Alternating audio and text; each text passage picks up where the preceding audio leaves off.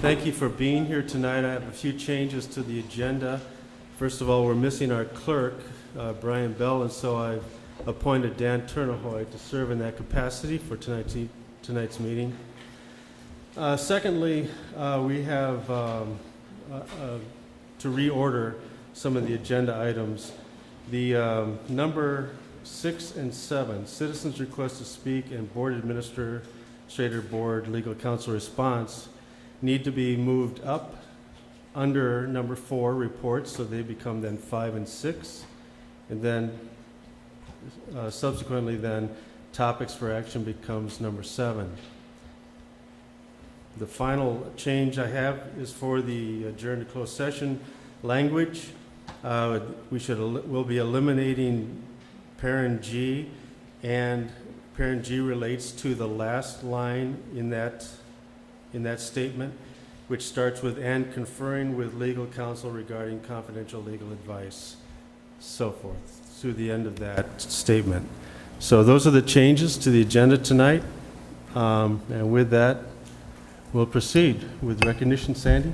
Thank you. This evening, we're very pleased to once again showcase the talents, the music talents of our high school. So with us this evening is musical director Andy Hayes, and they're going to give us some information and showcase a little bit about the upcoming musical, The Secret Garden. Excellent. Thanks so much for having us here. The dates are up there for our performance of The Secret Garden. This is a bit of a different performance from other musicals that we have done, this is a real musical drama. It deals with some really serious issues as far as how do we deal with death in our lives and how do we move on from that, and where do we find the good in situations that arise like this. It's a complex musical. It involves multiple characters that have passed away and that come back to haunt Archie and his wife Lily, who passed away, and who brings in this feeling of longing is Mary Lennox, where her parents passed away in India, and then she's forced to live with the only remaining family member, Archie, in Misselthwaite Manor. And of course, this Mary Lennox brings back all these feelings that Archie had for his wife Lily, because she looks very similar to Lily. It's a real powerful show, and I'm going to let the kids talk a little bit more about their characters, and we'll sing a song for you. Hi there, my name is Eli Baumgartner. I play Archibald Craven, and he's kind of like the uncle of Lily, who had her as, I'm sorry, not Lily, Mary, sorry. So Mary's parents died while she was in Africa, and she had to move to Archie's manor in order for him to be her guardian, sorry. Okay, so I kind of deal with like the emotion of loss and stuff with Lily's death and Mary's eyes being very similar to Lily, so Mary reminds me a lot of Lily, so I have a hard time finding the strength to even look at Mary, and it's kind of like the pain that's going on inside as I kind of endure being a guardian for this child who I have no experience with taking care of my own child, because Lily actually had died in childbirth, so I have another son, Colin, who's kind of kept away in the house, and I kind of can't look at him because he reminds me of Lily as well because of the pain of the pain of losing Lily while she was in childbirth. So there's all that. And I play Lily Craven, and I'm the deceased wife of Archie and the mother of Colin. And I think this show is very different from anything I've done. I mean, it's so heart-wrenching and beautiful and just great because it really shows how even in like the darkest of times and when he knows that I'm dead and you know it's so sad and depressing, but there's always light. I mean, Mary brings that into the house and she just makes everything kind of better and everyone is feeling for everybody, and it's just such a beautiful musical. I mean, the music is just wonderful and I'm so happy to be a part of it. I cannot even tell you, so yeah. The song that they're going to sing is "How Could I Ever Know," and it's at the very end of the show, and it basically describes how could I know that life would end up this way, that you would have to suffer, but somehow we have to endure and move on. So here's "How Could I Ever Know" from The Secret Garden.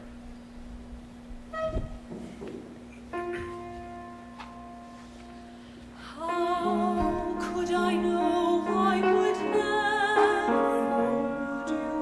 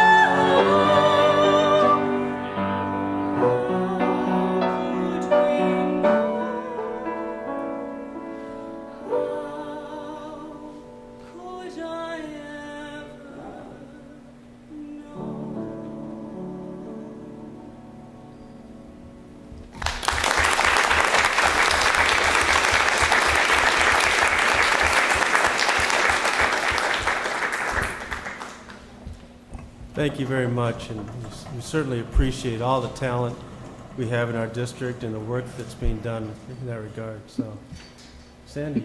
Mr. President, Yes. could Mr. Hayes share with us when and how the public can get their tickets?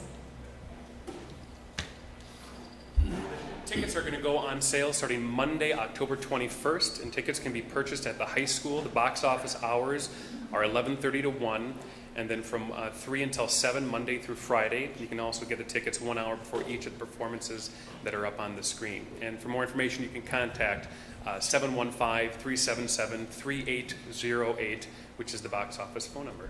Thank you. Thank you very much. All right. Next, I'll invite Jody Youngman, art specialist, to the microphone, along with some of her students. Jody submitted several pieces of student artwork to a contest celebrating art, and she'll share a little bit about the great success our students have. If you turn the pages, you'll see many students were selected from Holton and Willow River. So Jody, tell us a little bit more about the competition or contest. I selected one work of art from each student at both of my schools, and they say on the website that approximately 25% get accepted. We got closer to 50%. I brought some of my artists with me. These are all professionally published artists now. So our school district has 222 works of art in that book. So once again, we're showcasing the wonderful fine arts that we have in the district, and we truly, Jody's an exceptional teacher, and you can just see she brings out the best in her students. So we're very pleased to honor her and her students this evening. Thank you. Do the students have anything to tell us, or do you want to introduce them? Do you want to say their name and what school? Jody, if you want to lower the mic a little bit, let them introduce themselves while they're here. Sure. My name's Mia and I go to Willow River. That's Elizabeth, and she goes to Willow River too. My name's Frankie. I go to Holton Elementary. My name is Dixon. I go to Holton Elementary too. My name is Lillian and I go to Willow River. Wonderful, thank you. I think we have a proud parent up here that'd like to make a comment as well. Yeah, absolutely. I just want to say it's really fantastic the things that you're doing, the way that we get a chance to see the work that they're doing. The fact that we can just pull up Facebook at night and see pictures of our kids and the fun that they're having in their class. My boys absolutely love it. They both go to Holton, and my wife is a raving fan. So congratulations on all the great work that you do in the district. It's really awesome. Thank you. Thank you. Congratulations, Jody.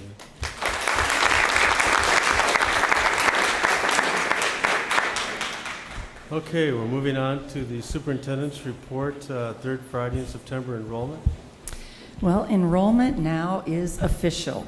So we have had that third Friday, and we have a number of pages just to look at those numbers in a number of ways.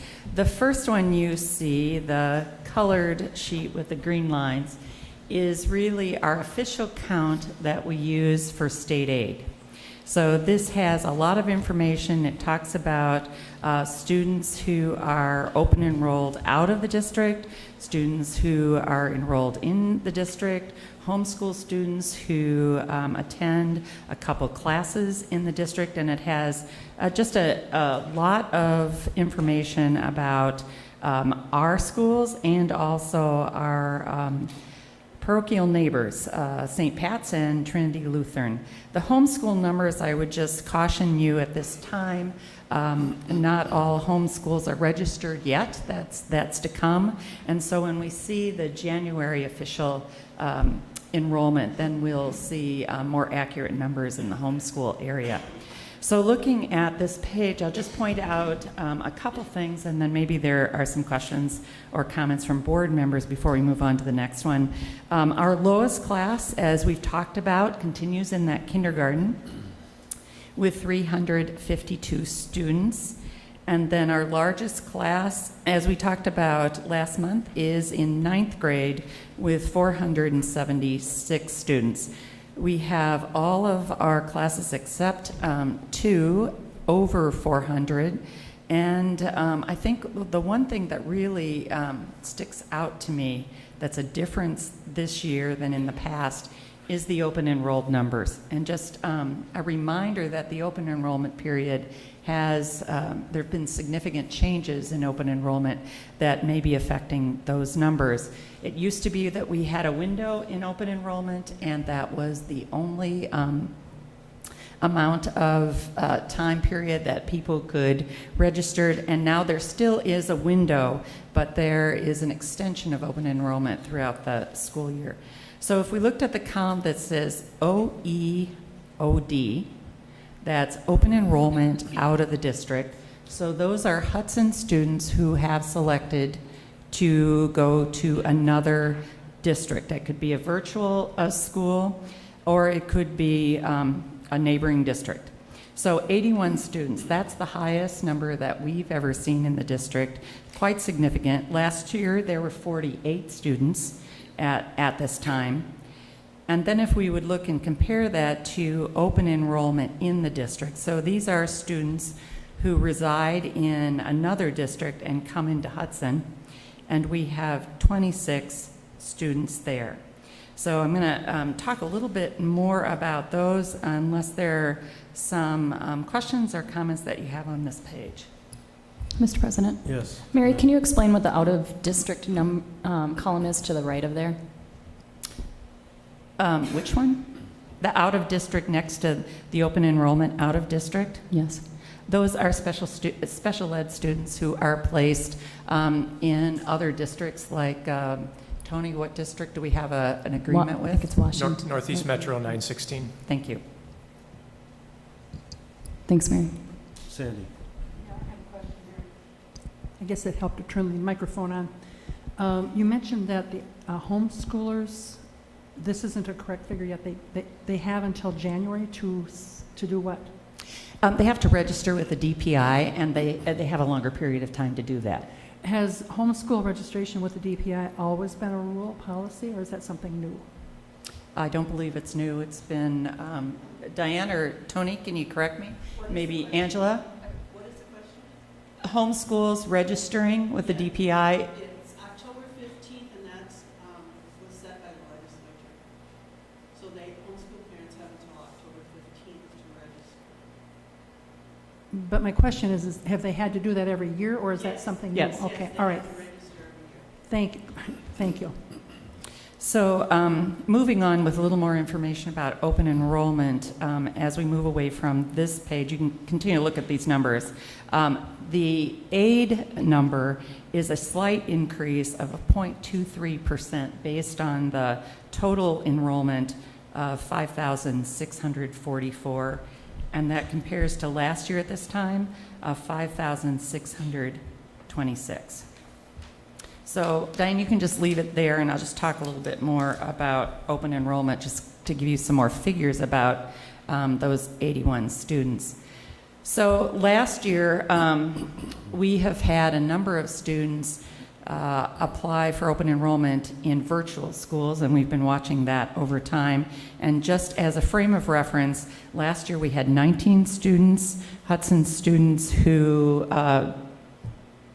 open enrolled out for virtual schools, and this year we have 24.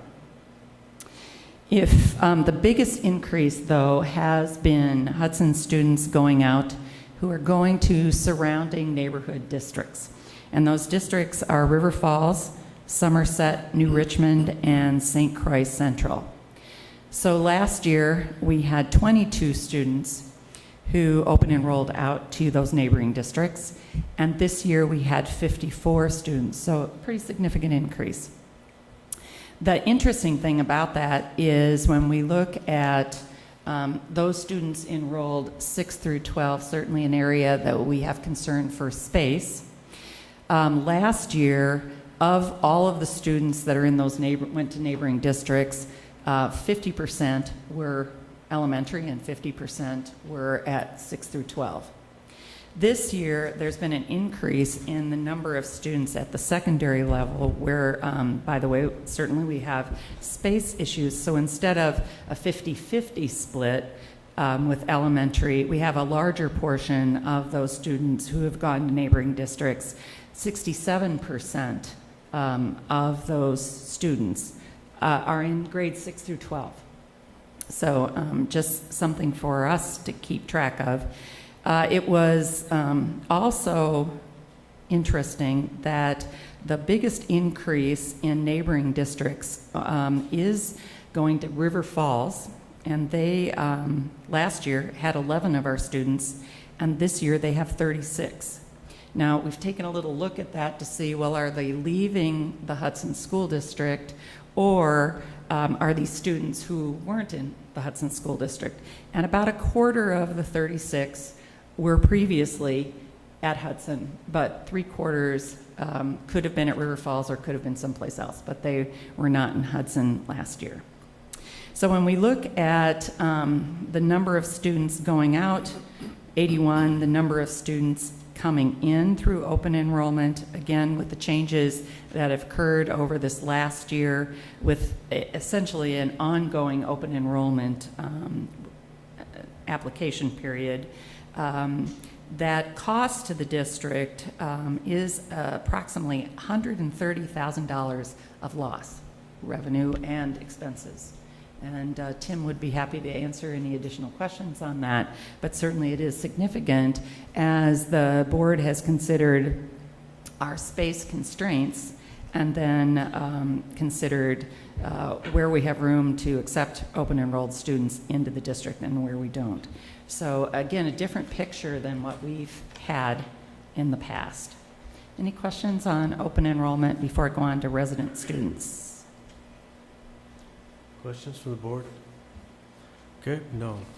Okay, the next page focuses on the same numbers, but in a little different way, and it is really resident enrollment in Hudson. So we have, as I talked about, in open enrollment, we have resident students who go to other districts, those 81 out, but these are resident enrollment into Hudson, and what does it look like specifically? When we look at our aid number, there is a slight increase. When we look at early childhood through 12, grade 12, then there is a slight decrease in the number of students from last year to this year.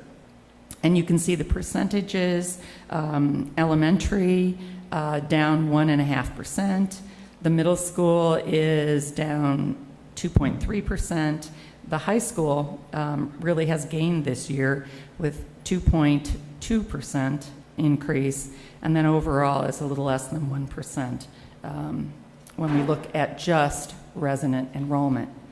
And I'd move on to the next page unless there's questions on this one, because it's another way to look at, again, resident enrollment. Okay, let's go to the next one. And this is looking at what happens with a specific class instead of just in 9th grade, what happens every year. It's what happens when that class rolls up and what do the numbers look like, and it's of a cohort. So if we look at it from last year to this year, again, we have some differences that I would just want to point out. When we look at the 9th grade, certainly back to those numbers that we've seen in the other pages, an increase of 35 students going from 8th grade to 9th grade, so an increase in the number of students coming into the high school as freshmen. Different for us in the past is when we look at 10th to 11th and 11th to 12th. Usually we do have some negatives. They're usually single digits in those two grades. These are a little higher. We're not sure exactly what that means, but something that we want to watch certainly over time. If we focus on elementary and then focus again on the secondary, grades 6 through 12, if we would just look at those cohorts as they move forward, in K through 5, we gained 43 students. So from last year to this year, there's a positive in the elementary moving forward. When we look at, and we have obviously space at the elementary level. When we look at grades 6 through 12, where we have major space issues, we have a decrease in the number of students of 15 when we add those numbers together. So again, just observations with these numbers. And I think that's the end of my comments, unless you have any questions or... Mr. President? Yeah, Bruce? So just a general comment. You know, I talked about this not long after I got on the board, and it still is a point of contention for me. I think that personally as a board, we need to take a little bit more long-term focus on our perspective for open enrollment. You know, the message that we're sending by closing open enrollment here, or not really providing that opportunity, it isn't one that is the right message that we need to be sending for our community or for our schools. I think that, you know, I don't know how many schools really aren't allowing open enrollment, but, you know, we've talked about the capacity problems that we have today. And I just think that if we continue on with the message about open enrollment and really trying to close that, it's just not the right message that we need to be sending for our great community and our great school that we have here in Hudson. So just a general comment. Yeah, it's certainly a dilemma because we have got two factions, you know, against us are working in this situation. One is to keep to the ratios that we've committed to in terms of class sizes, and the other one, of course, is that the more as we not allow open enrollment, that creates potential for people to look elsewhere and so forth. So, and there's a loss of revenue and so forth. But I think it's something that we struggle with as a board. Anybody else? Okay. All right. Well, then we'll move on to the next report, which is Wisconsin Association for Supervision and Curriculum Development Annual Conference Presentations. Mary.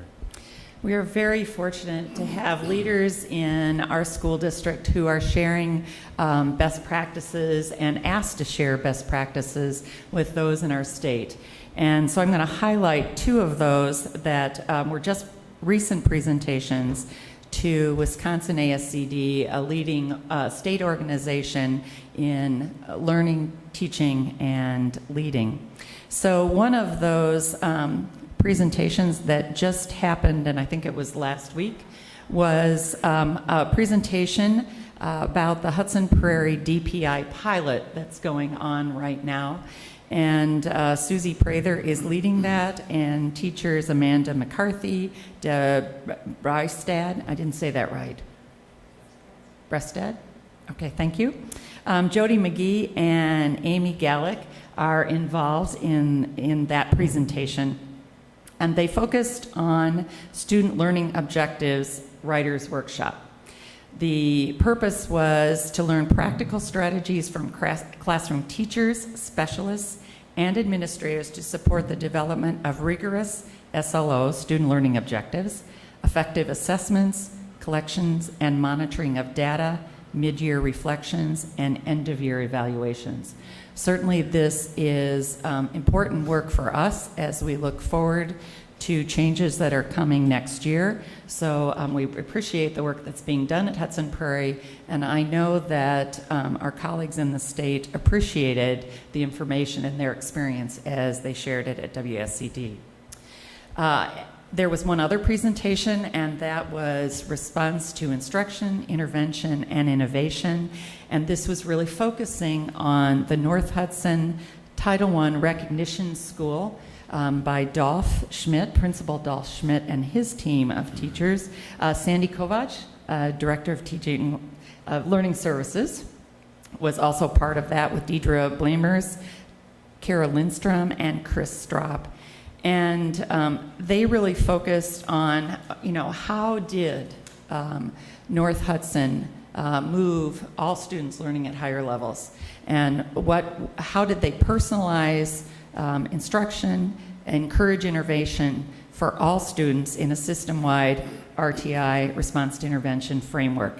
So again, they were sharing their practices that has earned North Hudson this level of recognition with the results that they have achieved from their students. So we're very fortunate to have leaders throughout our organization, both administrators and teachers, to share their practices. Okay, any comments or questions regarding that report? Thank you, Mary. We'll move on then to number 4, reports, ACT and measures of academic progress results. Sandy. Thank you. Tonight I'll be providing an update on 2 of our key district assessments, measures of academic progress, or what we often refer to as MAP testing, and then the ACT, which obviously many of our seniors participate in as a college entrance exam. So to begin, let's see if I can get this to go. She starts to do it. I think you're still in guild.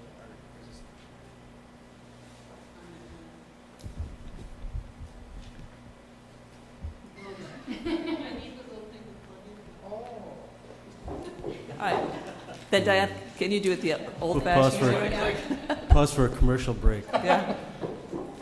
The district has been working the past few years to increase the assessment literacy capacity of our staff through a variety of professional development opportunities. Currently, our Teaching, Learning, and Assessment Committee is studying the important role of formative assessment. These teacher leaders are implementing various formative assessments and will play a key role in leading assessment literacy efforts over the next few years. The measures of academic progress is the national assessment used by the district as our grade 2 through 9 universal screener. The assessment is given in the fall and spring for grades 2 through 8 and in the spring for grade 9.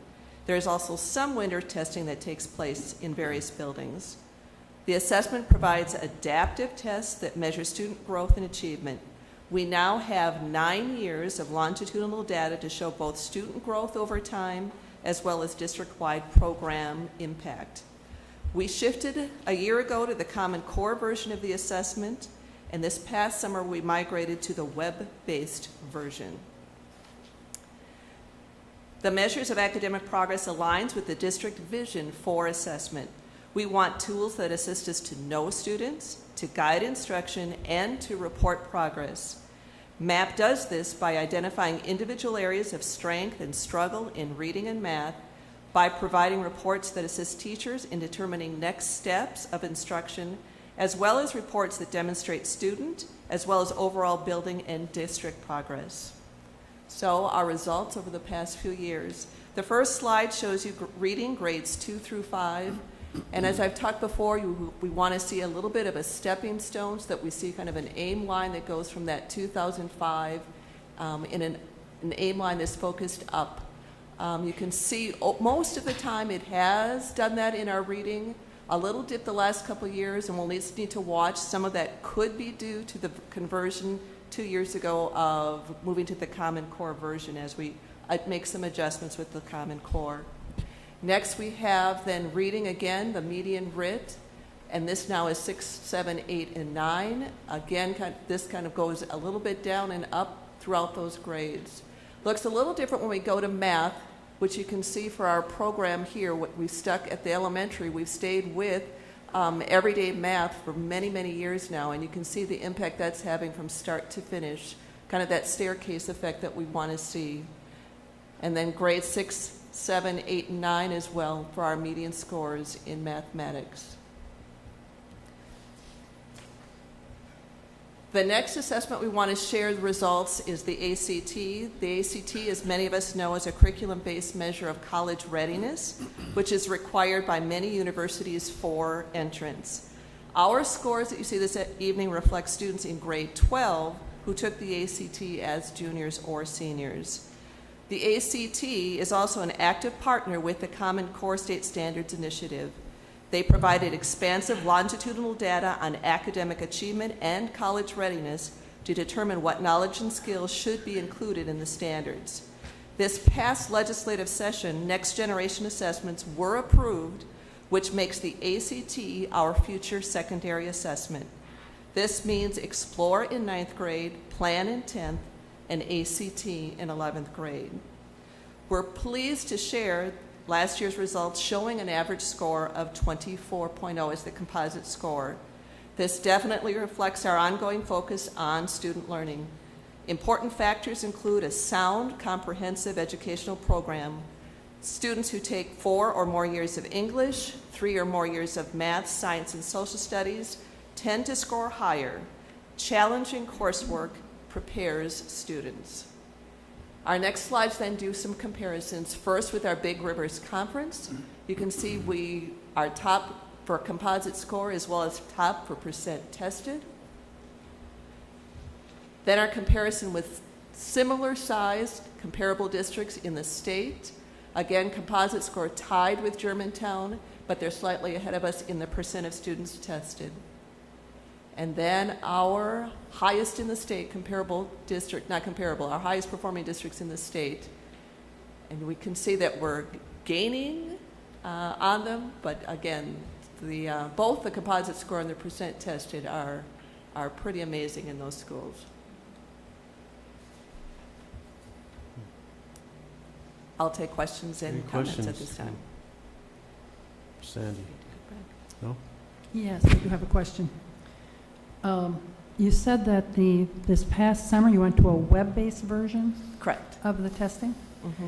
That's a Common Core requirement, right? Nope, that was our decision. It just made it easier for us to access the site and to access the reports. That was our Okay. reason. I had done a records request to see the test questions for a test that was administered by the district to 8th graders last year. And I was denied, as a school board member, the right to see any test questions or instructions that were used to test our 8th graders. That really surprised me, because I thought, as a school board member, I have to vote on budgets to allocate money for this testing. It surprised me that I was unable to see the test questions. And the reason I was told that I couldn't see them is because they are copyrighted, trademarked, correct? Could be. I'm not sure what assessment. I know some of it Well, also. it was the tech assessment, The what assessment? the TECH tech assessment test. Oh, the 8th grade tech literacy Yes. assessment. And it was done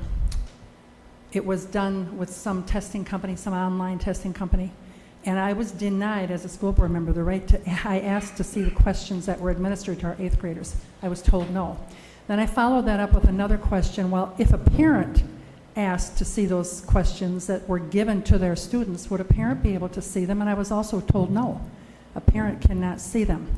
So I have to tell you, as a school board member, and as a grandmother with kids in this district, I have a great concern about tests being given to our students that the parents, the school board members, and maybe even the teachers, if they're trademarked and copyrighted, I imagine nobody can see them except the kid who's taken it, that we don't have the right to see the questions that are administered to our children. Andrea, I think, has a response. Yeah, I can speak to that.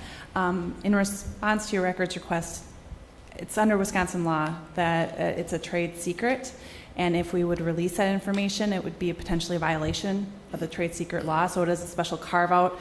And since it was a public records request, that's the response that we were required to give. And we did consult with the company as well. If it had not been a public records request and I had just asked for it to see it, and not an official public records request, would I have been allowed to see it?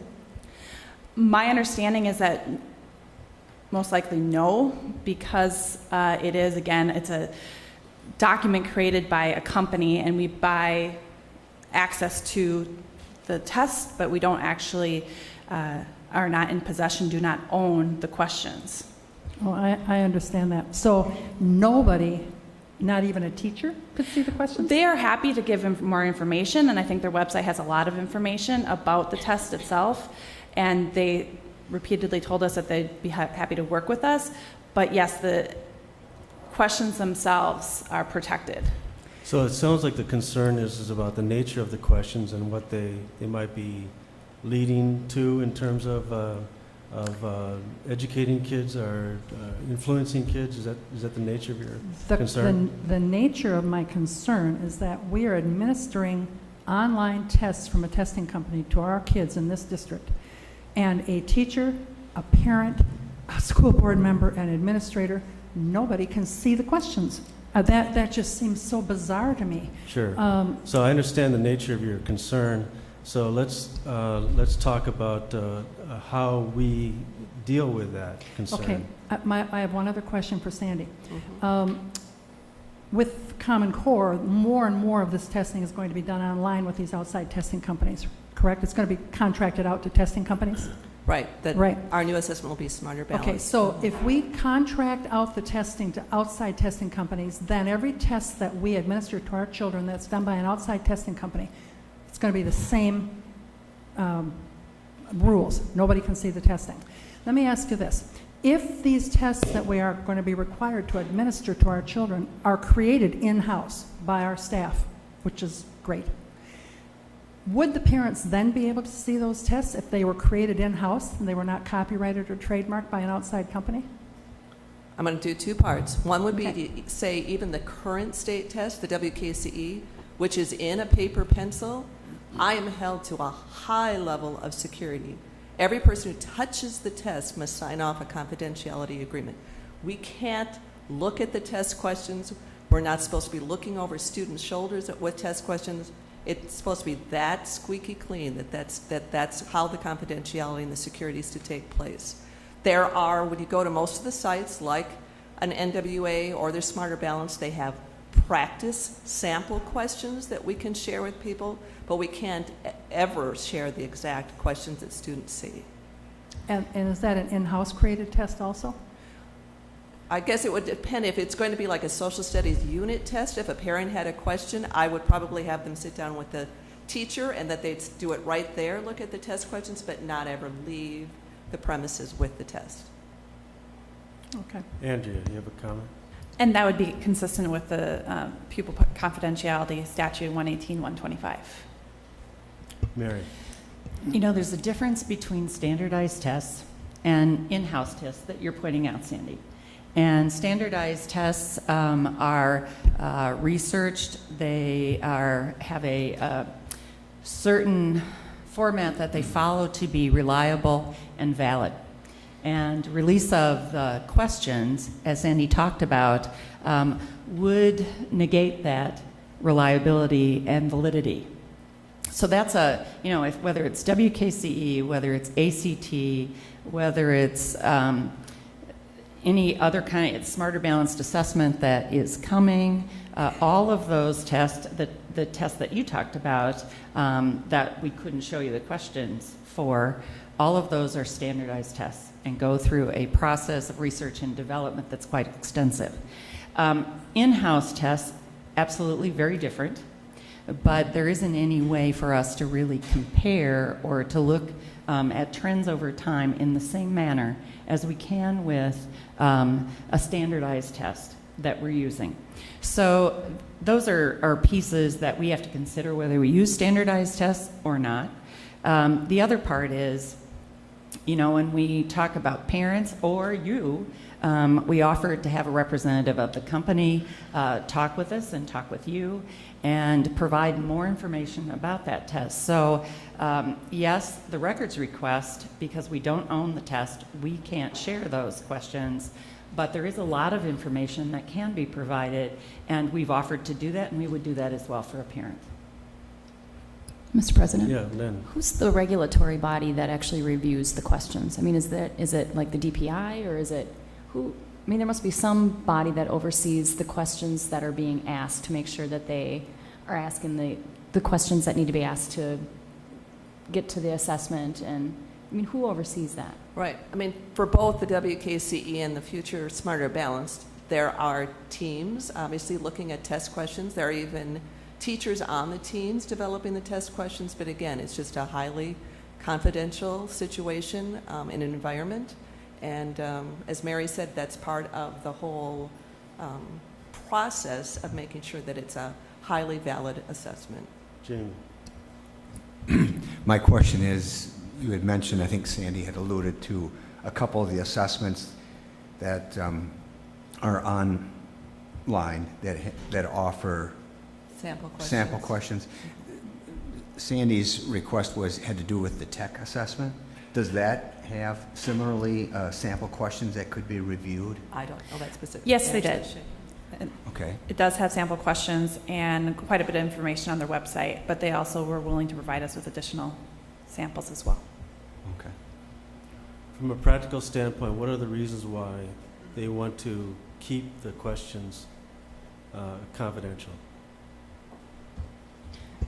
So In test development, which takes years for those tests to be developed, if they release those questions, say WKCE, and students are able to look at those questions in advance, then we're not at an equal playing field when the other students take it who haven't seen those questions. Yeah. Usually once a question is released like that, then it can never be used as a question on the assessment. Understood? Okay, Thank you. thank you. All right, moving on. We had learning and program development meeting, and we're going to have Sandy cover a little bit on the school report cards. It's a new accountability system. I thought we had a real good discussion in our meeting that night, and I think one of the things that I got out of it through our discussion anyway was that, you know, the team is really looking at what's best for our youth and the students in this district. So, you know, it was exciting to me that, you know, it wasn't just like, well, this is what we got to do and we got to just follow this procedure. So it was constantly trying to look at the way things are being administered and looking for ways to make sure that we're improving the education for our youth. So this is the second year we received school report cards.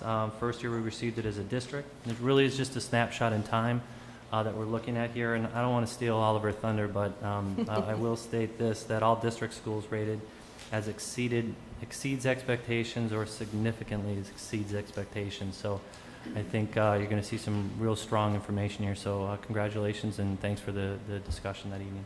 Thank you. Thanks, Bruce. Sandy? Thank you.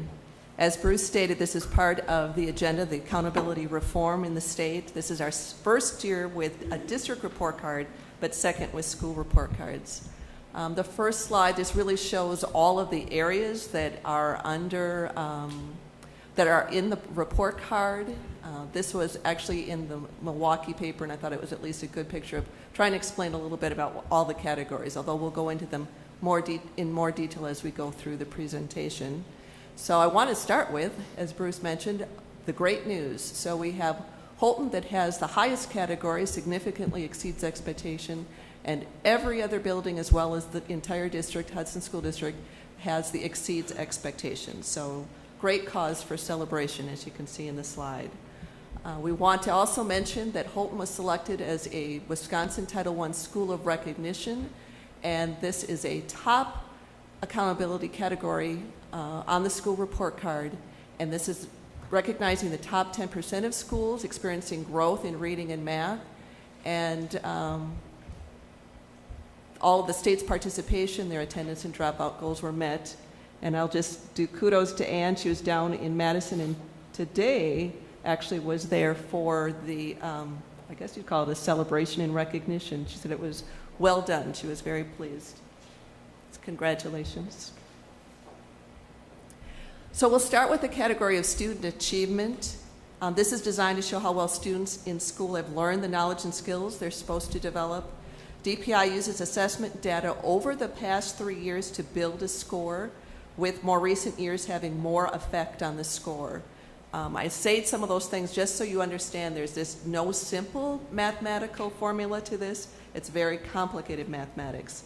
So the student achievement measure allows students to earn points for their school based on their achievement. So to start with, if you receive a basic on the WKCE, you'd have 0.5, proficient 1 point, and advanced 1.5. And then the score represents a composite of grades. So when you look at an elementary school report card, it would be for all students in grades 3 through 5, and then the middle school report card would be all students in grades 6 through 8. Then just to show once again that we do sit above the state, so this is showing the district first, then all 8 of our schools, so you can see that we are all above that state average when it goes to the number of points, not percentages, but points. So this is reading, and then the same thing with mathematics. We sit above that state average. Next category would be student growth, and this is used as a measurement tool to evaluate schools on student progress toward high performance levels and student decline below the proficient level. This is designed so that schools can earn the most credit for helping students farthest behind their peers accelerate their growth. At the same time, schools are not penalized for high levels of achievement. The process compares one student's change in WKCE scores from last year to this year to the growth of their own peers. This does not pertain, when you look at the high school one, it does not pertain to high school because the ninth graders are not tested. So there is no room for growth there that they can calculate. There were some adjustments made from last year to this year in the closing the gaps category. The main piece is that they're looking at a way to do some comparisons. So now you can see there's the school target groups. So those are all the subgroups that are analyzed when we look at closing the gaps. And now they're compared to their statewide comparison group. So American Indian Alaskan Natives, I'm just going to use that as the example, the top line there, their scores are then compared to white, not Hispanic. So that's the comparison group throughout the state, which gives us a larger comparison group, which should allow us some good gains. Then when you see the actual closing the gaps,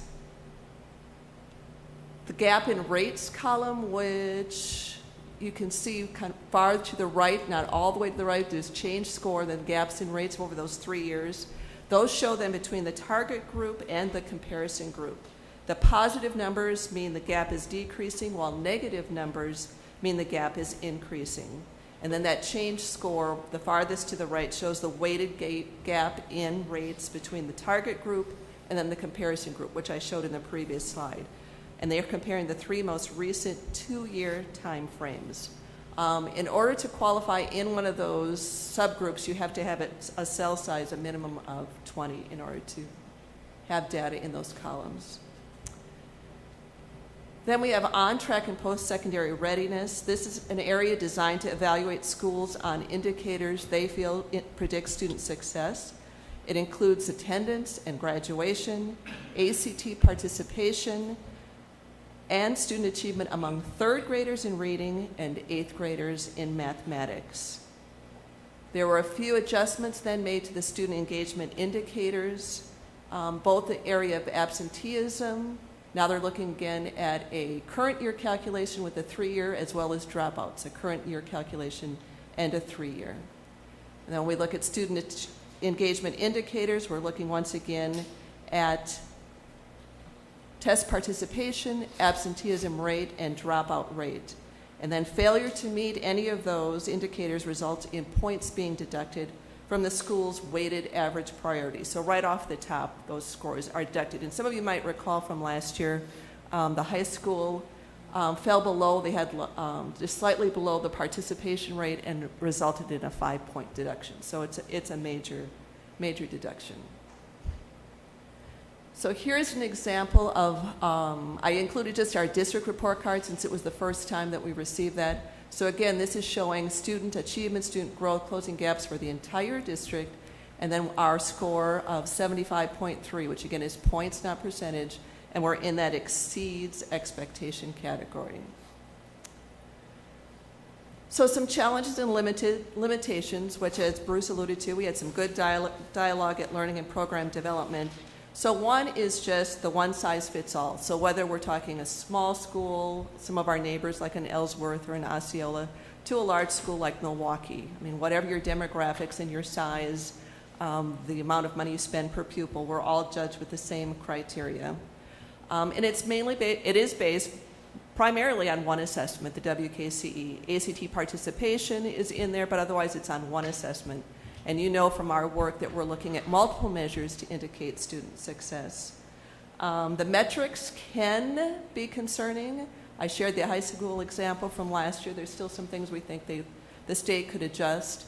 And then now the North Hudson example really is just last year they received the award because they had 100 of 100 points in closing the gap. There's just no way statistically they can repeat that in 2 years. It wouldn't happen. And then finally, since high schools do not assess in 9th grade, there's no way to calculate student growth. So we have no data there for that piece. So next steps. In the next couple of weeks, our entire administrative leadership team, our ALT, will be sitting down and looking at the report cards very closely, looking at them both individually and as a district, and just seeing what we see from patterns. Trying to bring in some other data at that point to confirm what we're seeing, whether it's seen in other data points or if it's only seen in the school report card, WKCE data. And then Tony, Dave, and I will be going around like we did last year and sitting down one-on-one with each principal and again going through the data and seeing if there's some things that we see that we want to address within the system. The legislature this past session approved funding to support the transition to the Smarter Balanced Assessment starting in the 2014-15 school year. The assessment will be given in the areas of reading and math to all 3rd through 8th graders. This will be now the new assessment to judge our school success. And so we'll be having, starting I assume then in fall 2015, district report cards and school report cards based on the Smarter Balanced. Those assessments are aligned to the Common Core standards. The WKCE for right now will continue for science and social studies in the fall of the year. So again, questions or comments? Questions or comments from the board? Lynn.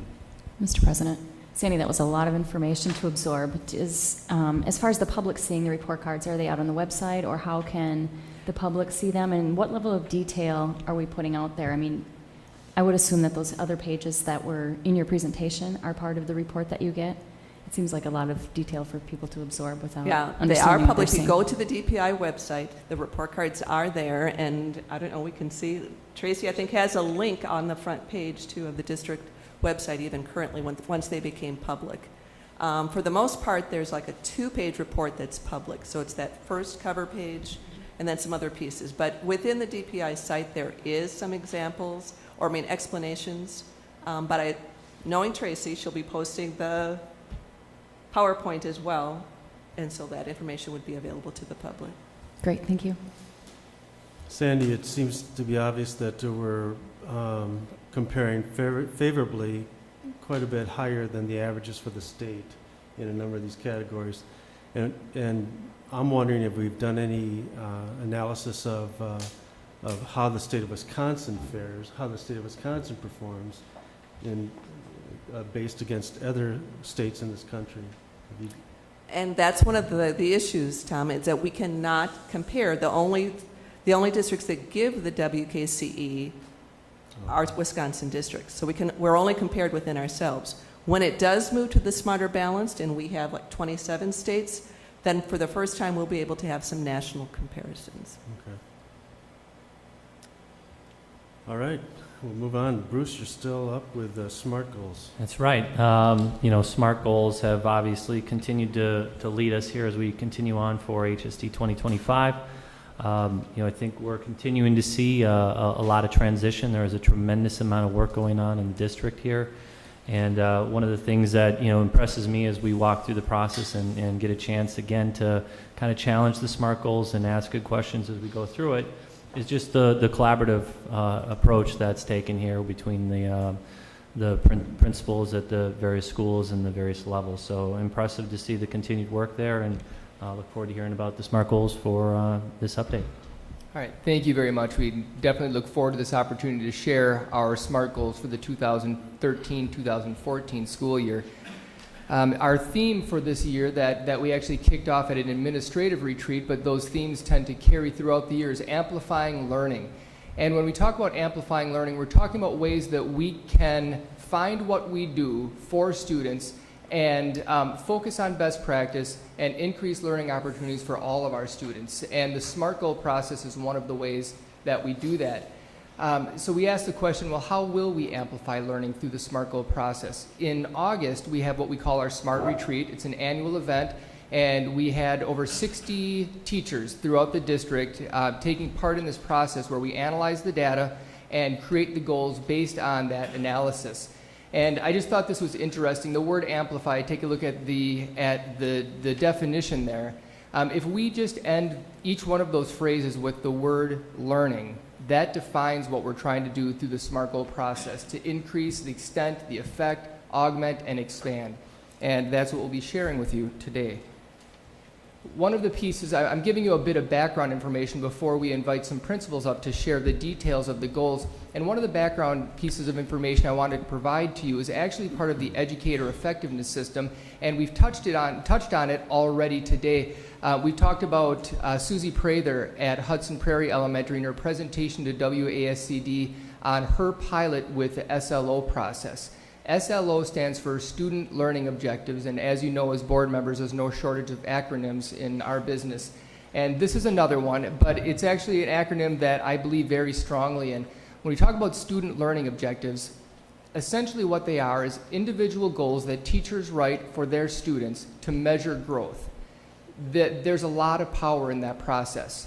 However, it is another layer and another responsibility that's been put on the plates of our already very busy teachers. So we're going to great efforts to align this work with the work we already do and to align the work of the SLOs to the SMART goal process. When we look at the purpose of these SLOs or student learning objectives, we're talking about a focus directly on student learning. We're also looking again to connect the SMART goal process and the SLO process, to explicitly connect teaching and learning, and that is we not only measure the student learning, but we measure the actions that we take that would then lead to that student learning, and then ultimately to improve instructional practices for practices and teacher performance, and then to serve as a tool for school improvement. What we're talking about there, it goes beyond just individual student learning and classroom learning. When we systematize this, it's a tool that helps support the entire system and school growth. This is a year of transition. The SLO requirement and the educator effectiveness requirement comes into play the 2014-15 school year. We've gone to great effort to make sure that we're practicing this year. So this is a year of transition. All of our teachers will write one student learning objective. The results of that student learning objective will not be included in their evaluation, as it will be starting in the 2014-15 school year. Most of our teachers will write that SLO that will be directly linked to the SMART goal. That is, we have a global SMART goal for school improvement, and then several sub-goals or SLOs that would then lead to that ultimate SMART goal. And for the most part, our SMART goals are based on proficiency. That is a level that we want our students to attain, while the SLOs are based on growth. And that's done intentionally because that's a way we can honor all students. We expect growth from all of our students. We talked about the dots and connecting the dots. You see several different things up there, several of which we've actually heard about tonight in various reports and recognition. And what we want to do is make sure that these dots are not just scattered throughout a teacher's day. We want to make sure that there's a level of alignment that provides some focus for their work. So they know if they're doing a great job on their SLO, that will lead to many other positive outcomes. So the student learning objectives, common assessments, which we've talked about today, a focus for collaboration, and you'll hear a lot about the collaborative efforts that go into the SMART goal process. 21st century standards, definitely including the Common Core state standards. And then finally, under the umbrella of SMART goals, all for the goal of improved student learning. I also need to define a new term here that we're going to be hearing a little bit about tonight, and that is disciplinary literacy. There's an official definition up there on the screen, but I'm going to talk about it in very plain terms, and that is disciplinary literacy essentially means those skills that a student would need to acquire, things that student would need to be able to, or that would need to know or be able to do to be fluent in whatever discipline we're talking about, to be able to think, read, write, listen, and speak like a mathematician, like a historian, like a scientist. That's essentially what disciplinary literacy is, and you'll be hearing about that in a few of our different settings. And I also wanted to bring back the SMART goal cycle. The SMART goal cycle defines essentially the process that we go through to ensure that our SMART goal process is one of continuous improvement. And I'd like to point out that for the first time, we're actually not all at the same stage on this cycle. Our elementary and middle school will be at the stage 2, which is measuring progress toward that annual goal. And the high school is actually at stage 3, where we have a long-term goal in sight. And we're looking to establish a baseline for a new goal. So their work will be split between two efforts, and one is supporting the current goals, but also establishing the work and the groundwork for an upcoming goal that we will put into place starting the following year. And with that, I'll invite Katie and Kim up to talk a little bit about our elementary goal.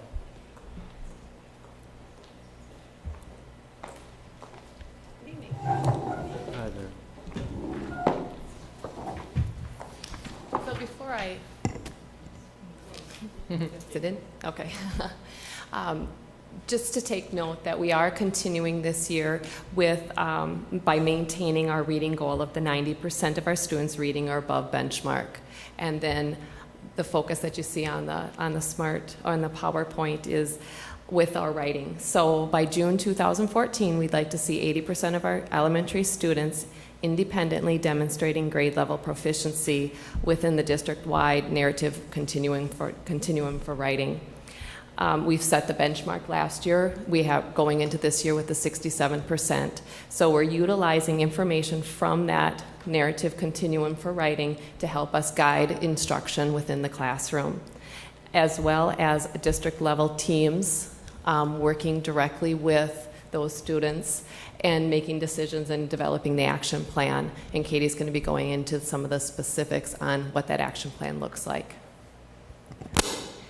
The action plans for the elementary goals include collaborative scoring and shared scoring of student work. Collaborative scoring is when more than one person looks at the same piece of student work and come to a consensus on what that score should be. Shared scoring would be when they might exchange papers without a student name and score may or may not be their own student's work. They'll develop specific lessons to address gaps that we have in standards and curriculum.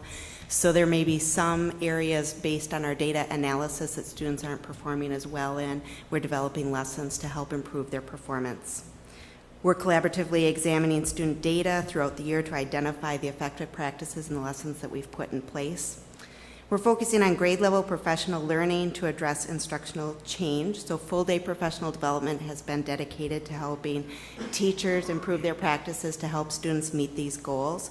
And they're ongoing throughout the year. We also have support for teachers through instructional coaches and collaboration time that's built into the schedule.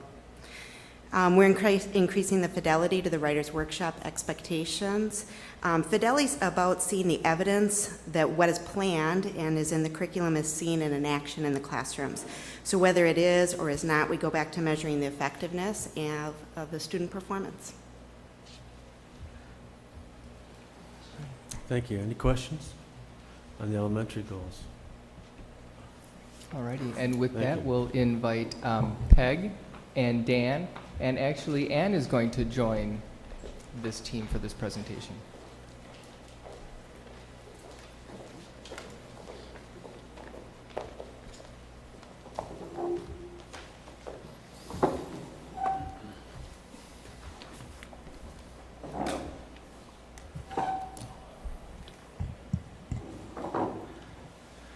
The SMART goal that we're going to take a quick look at here for the middle school, first of all, just want you to know it's the continuation of a goal that we've been involved in for a couple of years now, and we've found it to be worthy and especially important in terms of developing more disciplinary literacy.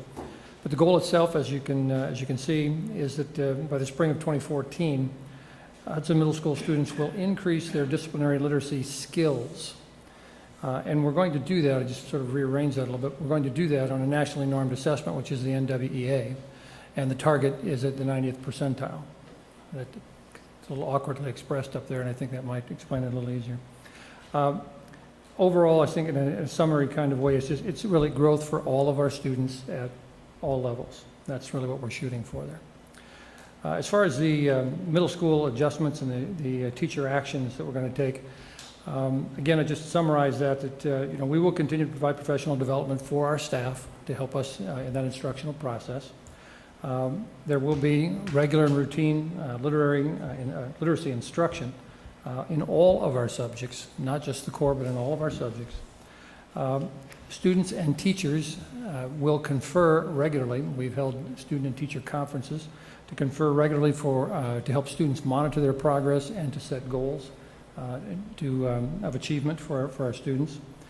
And then extensive collaborative conversations amongst our staff surrounding, the development of lesson plans, the implementation of those plans, monitoring the students' progress, and then reviewing and reflecting the data that we have available to us. We have a couple of goals for the high school that we're building off of from last year, and actually for quite a few years. One of the points of pride for Hudson High School has been the advanced placement coursework that we've done. We've increased not only the number of students, but the passing rate of advanced placement courses. In addition, we have added significant numbers of transcripted credits. So we have multiple ways for students to be taking, leaving high school with college credit.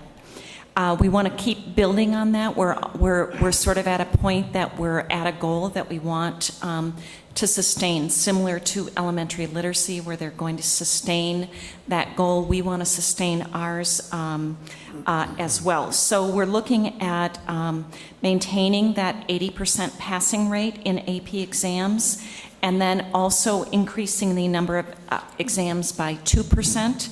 And increasing the number of students taking AP courses by 2% as well.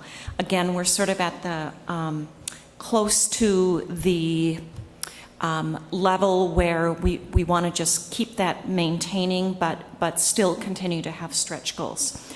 In addition to that, we have a goal that's based off of a goal from last year, which included a number of indicators around grades, around attendance. And so we want 88% of our high school freshmen, sophomores, and juniors will earn at least 6 credits during the school year. 86% have one adult in the school that they're comfortable talking with. That's an increase from 82% last year.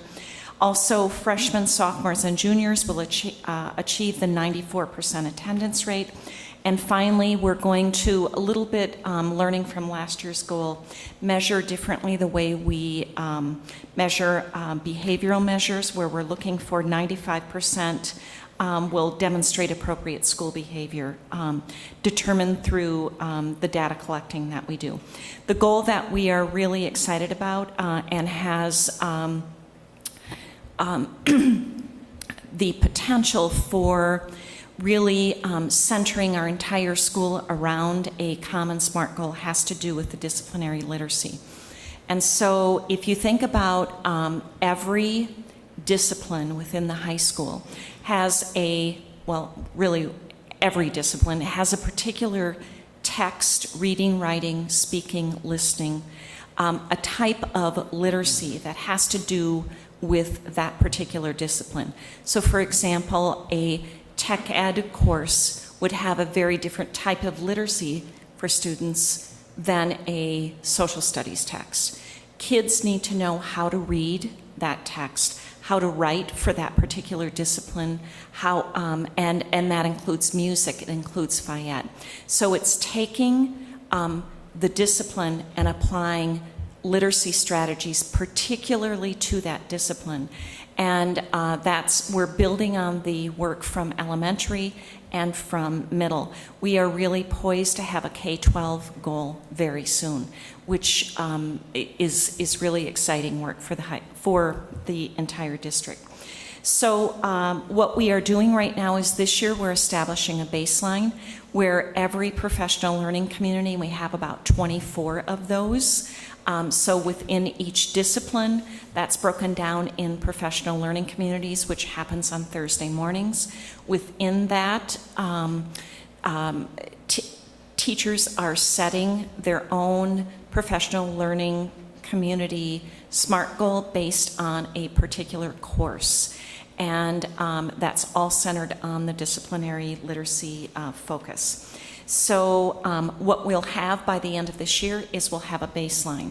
Similar to when you think about students and the importance in assessment around baseline, in order to measure growth, you have to have where are we going to start.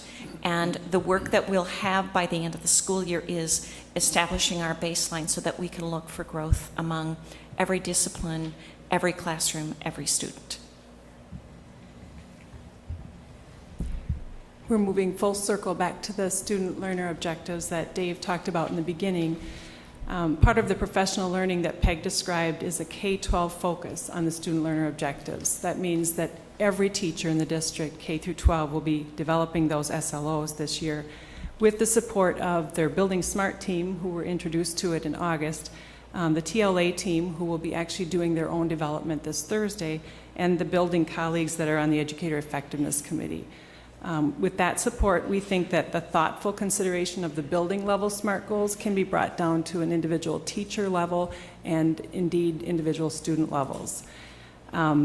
It's based on student needs. Katie mentioned performance data would be used in developing those SLOs. Part of the TLA's task is to bring all the fall assessment data they have, whether it's from their classroom or from the MAP data or some of the other data that we have, to make their SLOs really personal and very much customized to the students in their classroom. The beauty of SLOs is that it does encompass those three purposes of assessment that Sandy described to you when she was going through the assessments. It helps us to know our students, it guides our instruction, and it helps us report progress to ourselves and to the community at large. So I'm excited about working with the teachers in developing those SLOs. There's several types of SLOs, but the ideal one that we're striving for is the tiered SLO, where every student shows growth. And I think that's the most exciting part about the whole K-12 focus, is the tiered approach. Every child is growing. And with that, I'd be glad to respond to any questions or comments. Any questions or comments from the board? Mr. President? Yeah, Mary. Ann, would you just remind us about TLA, what that is? TLA is another acronym for Teaching, Learning, and Assessment. And the teachers like to correct me and say teaching, learning, and assessing, which is probably more appropriate. Doesn't flow off the tongue as well, but it's a K-12 teacher leadership team. There are representatives from each of the buildings and each of the levels, each of the departments at the high school in particular. They're all represented. They're teacher leaders that have been identified by their principals to be models of quality assessment practice. For the past year, they've been reading the book, Embedded Formative Assessment by Dylan William, and they were able to hear, many of them were able to hear him in Minnetonka this summer, and have been practicing what we are soon to be calling Tier 1 guarantees in quality formative assessment in the classroom. Some of those things that we've been talking about as principles would strengthen our progress in learning. Mr. President? Yeah, Lynn. Peg, can you talk about goal number 2 and why the seniors were excluded from that goal? In part, we don't have an advisory system in place in terms of measuring. I suspect that we, in terms of the, actually, as you're saying that, I'm not really sure why. And I'd be glad to respond to that. When we started with this goal, it was actually freshmen only, and every year we've rolled up the following year. So next year, if we would continue with this goal, we would anticipate having all 4 years. It's based on the structures and supports within the school that would essentially lead to those outcomes. Thank you. In part, that is the advisory in terms of making that adult connection.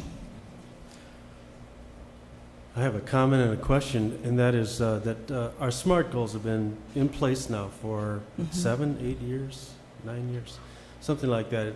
And it's really, you know, this particular initiative is designed to support the HSD 2025 goal of every student being prepared for post-secondary education, whatever that may be. Does there come a time, does it make sense to measure our success from our in terms of our graduates, in terms of are they hitting that mark that we're setting as part of HSD 2025? That's an excellent question, and one of the things that we'd like to do is work on embedding the SMART goal process into our overall system improvement scheme. And that is, we've learned so much from the work that we've done with SMART goals at the building level, but there are district-wide goals that we don't necessarily apply the same strategies for. Now, we have a lot of work going to support those district goals, but we'd like to be able to transition and transfer these skills to that sort of measurement. Absolutely. Yeah, it seems like it might be a time in which we might be able to do that. Absolutely. So, Certainly with our Freshman Academy, which is part of High School Learning for the Future, we have key portions of that we're measuring to see, which is part of that goal number 2. But that is certainly a part of measuring that, although it maybe doesn't connect as much to the post-secondary. The other piece that I've talked with my faculty about is really a big part of that success is what are kids doing 5 years out of high school, and what are the pieces that are in place for them, down the line out of high school in terms of their future. So measuring that will be interesting as we move forward, but one that I think we should do. Thank you. Any other comments or questions? Excellent report. Thank you very much. Thank you. I'd like to have some introductory comments regarding the next report, which is 4D, Board of Education Policy and Procedure Review and Research, Use of Internet Resources and Electronic Media with Students.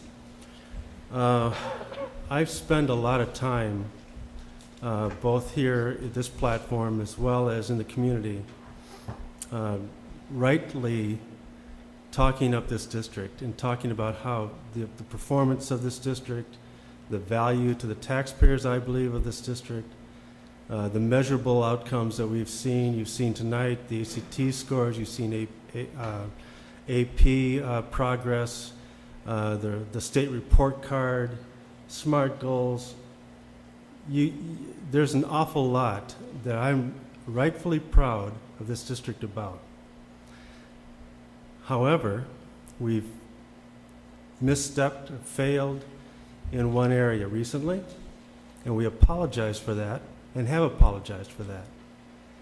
And that was on September 25th as part of a Peace Day event initiative. A video was shown which violated one of our policies, and that is that we are a nonpartisan district. What that means is that we don't advocate or one political view over another. We're neutral when it comes to that. I viewed the video. I've spoken to community people about this, and all I can say is that we missed it. We blew it. However, I don't think it's productive for us to necessarily call out individuals. I think we call out ourselves as a district in this regard. It's more productive, I think, for us to look at ourselves. What are we doing wrong? What do we need to change in terms of making sure that this doesn't happen again? And that's our intent. Our intent is to review policy. When we look at this policy regarding the use of internet resources and electronic media, it's a dated policy. We need to have an updated policy that allows access for our teachers to use this resource, but to do it within the parameters that our policies call for. So again, I believe that this is a wonderful district. We have 700 employees. It's pretty difficult to keep everybody from not stubbing their toe once in a while. And I don't know if it was a stub toe or if it was an intent. I don't know that, but we'll be looking into that and making some determinations about that. But the most important question is, what do we do moving forward to prevent this from happening again? And so I assume most of you here tonight are familiar with this issue. It's been in the paper, and we are not shoveling it under the rug. We're going to address it, and Mary's going to describe some of that action moving forward. Certainly, the middle school Peace Day activities that have been in place for since 2009 are a wonderful opportunity for our students, and the intent of that day is a very valuable one as we look at our students and how they can contribute to their community, their state, and beyond. So what are the next steps for us as we look forward and say, what do we need to do, as Tom talked about, in the future to provide adequate expectations and directions for teachers and administrators? And what this has brought to light is the limitations of the current board policy and our procedures. You know, the policies that we have, as the board knows, we've been looking at a number of policies, not just this one. And this particular policy talks about video presentations, and it references some that many of us know about, but we don't use those anymore. So it references videotapes, 16 millimeter movies, and video discs. And when we think of dynamic teaching and learning today in our classrooms, and resources that are available to teachers to help students learn, to have experiences that are very rich, this dated policy does not address that and doesn't give us the direction that's necessary. So as a next step, it's important for us to look at and to research what are the best practices in this area of internet resources and electronic media, even a different name than has been used some years ago. And so Sandy Kovach will be leading a committee of teachers, administrators, and parents to research and incorporate the best practices that they find into a policy and procedure draft for the board to consider, and be reporting back to the board within the next 6 months with their findings and that draft. And if there are any questions, I'd be happy to provide more information. I have a question. Is 6 months the normal time that it takes to review a policy like this? That seems like a long time. I'm just asking if it's the normal length of time. Sandy, I don't know if there is an exact length of time. It's a good question. But I just wanted to give them time to really delve into this area and to educate themselves, to do what it takes. You know, if they can come back in 2 months or 3 months with that draft, then I'm sure that's what they'll do. But it's going to take us just a few weeks, certainly, to get a committee together, to get the date scheduled, and then it'll be doing the work. So I wanted to make sure that we gave them adequate time. And how will the teachers, administrators, and parents be chosen to be on this committee? We haven't really talked about teachers and administrators yet at this point. That'll be a next step. But as far as parents, our plan at the present time was to have one elementary, one middle school, and one high school parent. And then we would invite parents to nominate themselves through the school newsletters, and then we do a random selection from those that volunteer. Okay. My understanding from what you said is that if they can get this done before 6 months, it will be done before 6 months, because I'd like to see it done sooner than 6 months. That's a long time. Certainly. As soon as they can get the work done, they will come back. And if they have, you know, at some point along the way, they may need some more guidance from the board. So there might be a report as well. All right. Thank you. Any other questions or comments? Okay. And then moving on then to secondary space for learning county UU city and on-site utility update. We met as a facilities and grounds committee last week and discussed this. As you might remember, the board has authorized the legal review only for the feasibility study, so that we're not spending money that may not be necessary or to take it further. So we're trying to do this a little bit of piece at a time, so that we're not expending district resources towards something that might be a dead end. But the legal review was something that the board authorized for the city to do, and also we were looking for some report on that, as well as the soil borings on the UU property. And I'm going to let Tim kind of give us the latest update. Sure, this will be relatively short. I did talk to city staff, and they expect that we'll have a legal review, the city's legal review, to us in about 2 weeks, 1 to 2 weeks. They're saying they're almost complete with it. And then moving on to the having Bodwin Engineering, the firm that was chosen to go out and test and evaluate the site for on-site septic and water. They've completed drilling their test holes. The sampling tests are complete, and they're looking to get some comment from the state plan reviewers. And we plan to have the engineer present at the October 29th board meeting to present his report, his findings. So again, a pretty short update, but that's where we're making progress. Okay.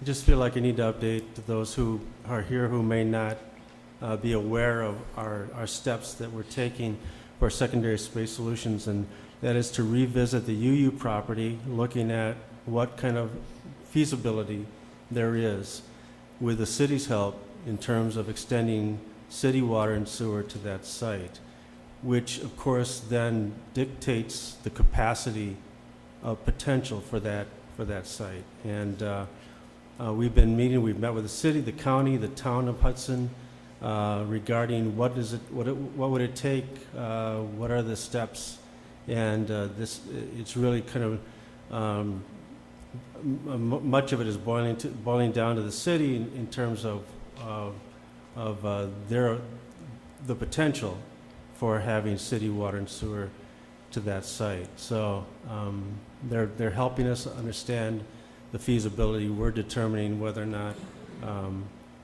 we want to move forward with that then after that information is given. Mary.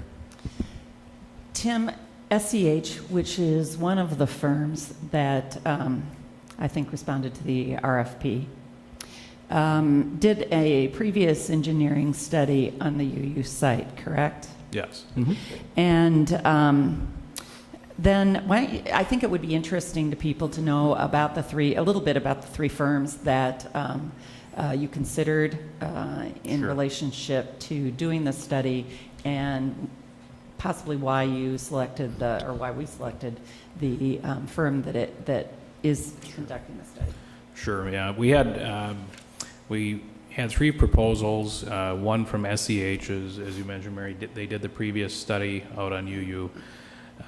In their study, their conclusion was that we would not be able to have a septic system on site for a building from 2,000 to 2,500 students. Those were the conclusions of that first report.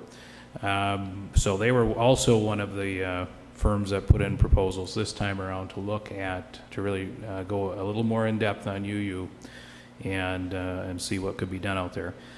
We also had Cedar Corporation out of Menominee, and then we had Bodwin Incorporated out of Sturgeon Bay. Bodwin when we spoke with them, they're very positive in thinking that there may be some other solutions than what was in the SAH report. And they've got a fair amount of experience in this area. So really one of the reasons we chose Bodwin to come in and start working and start studying UU a little more in depth.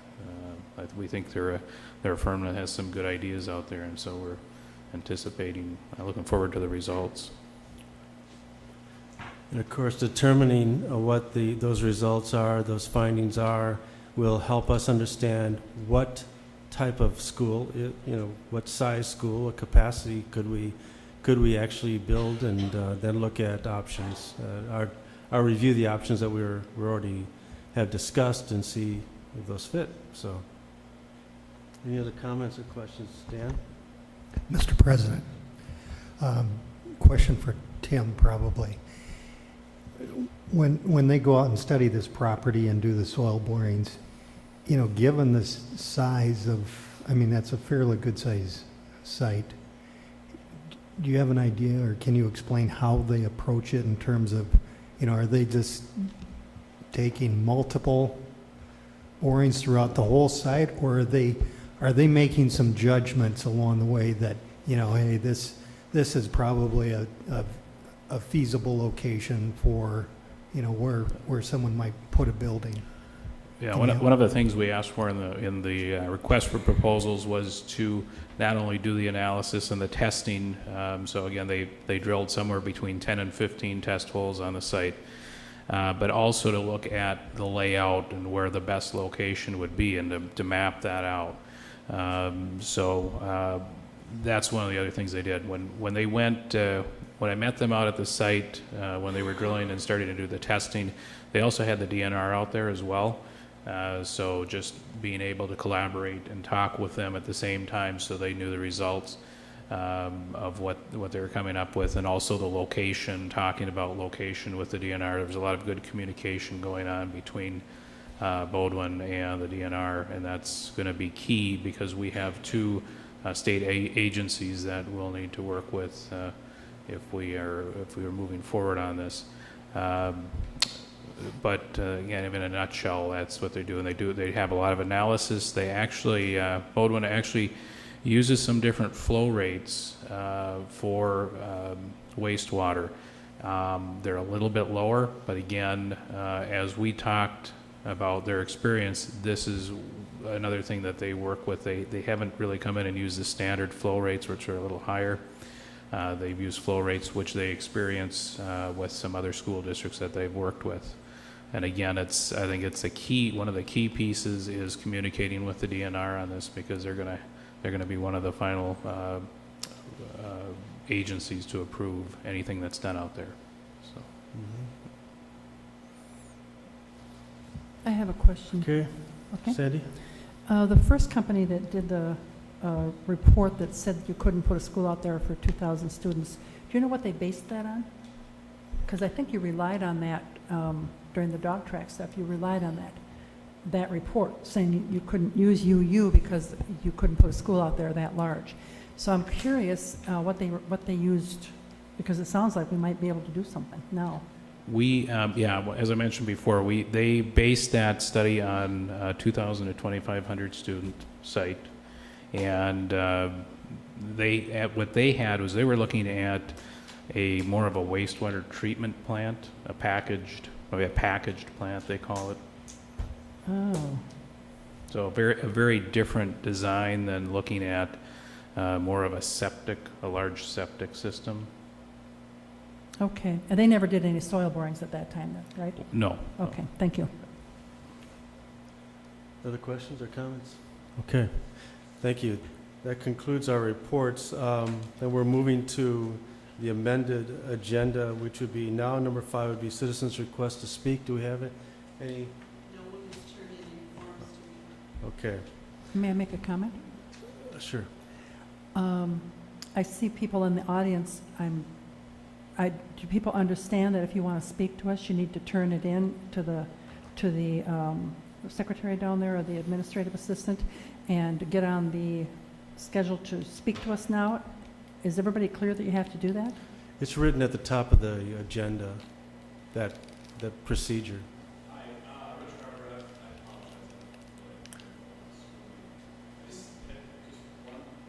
What we'd like you to do, love to have you speak. Just fill it out, sure. Just Diane will help you.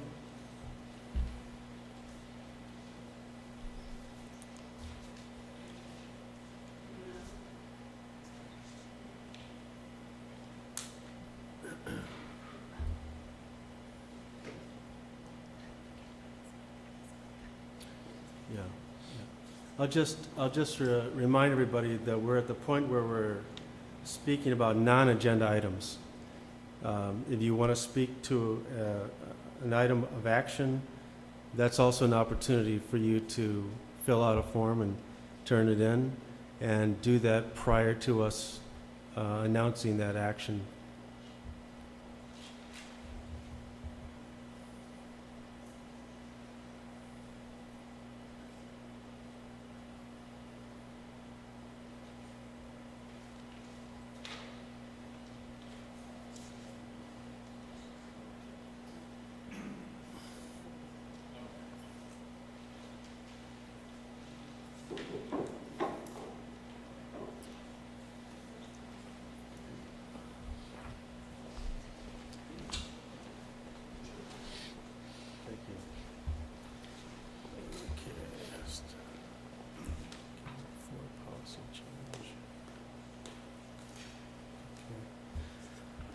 All right. I'll invite Rich. You want to come to the microphone? If you would, Rich, just give us your name and address, please. Sure.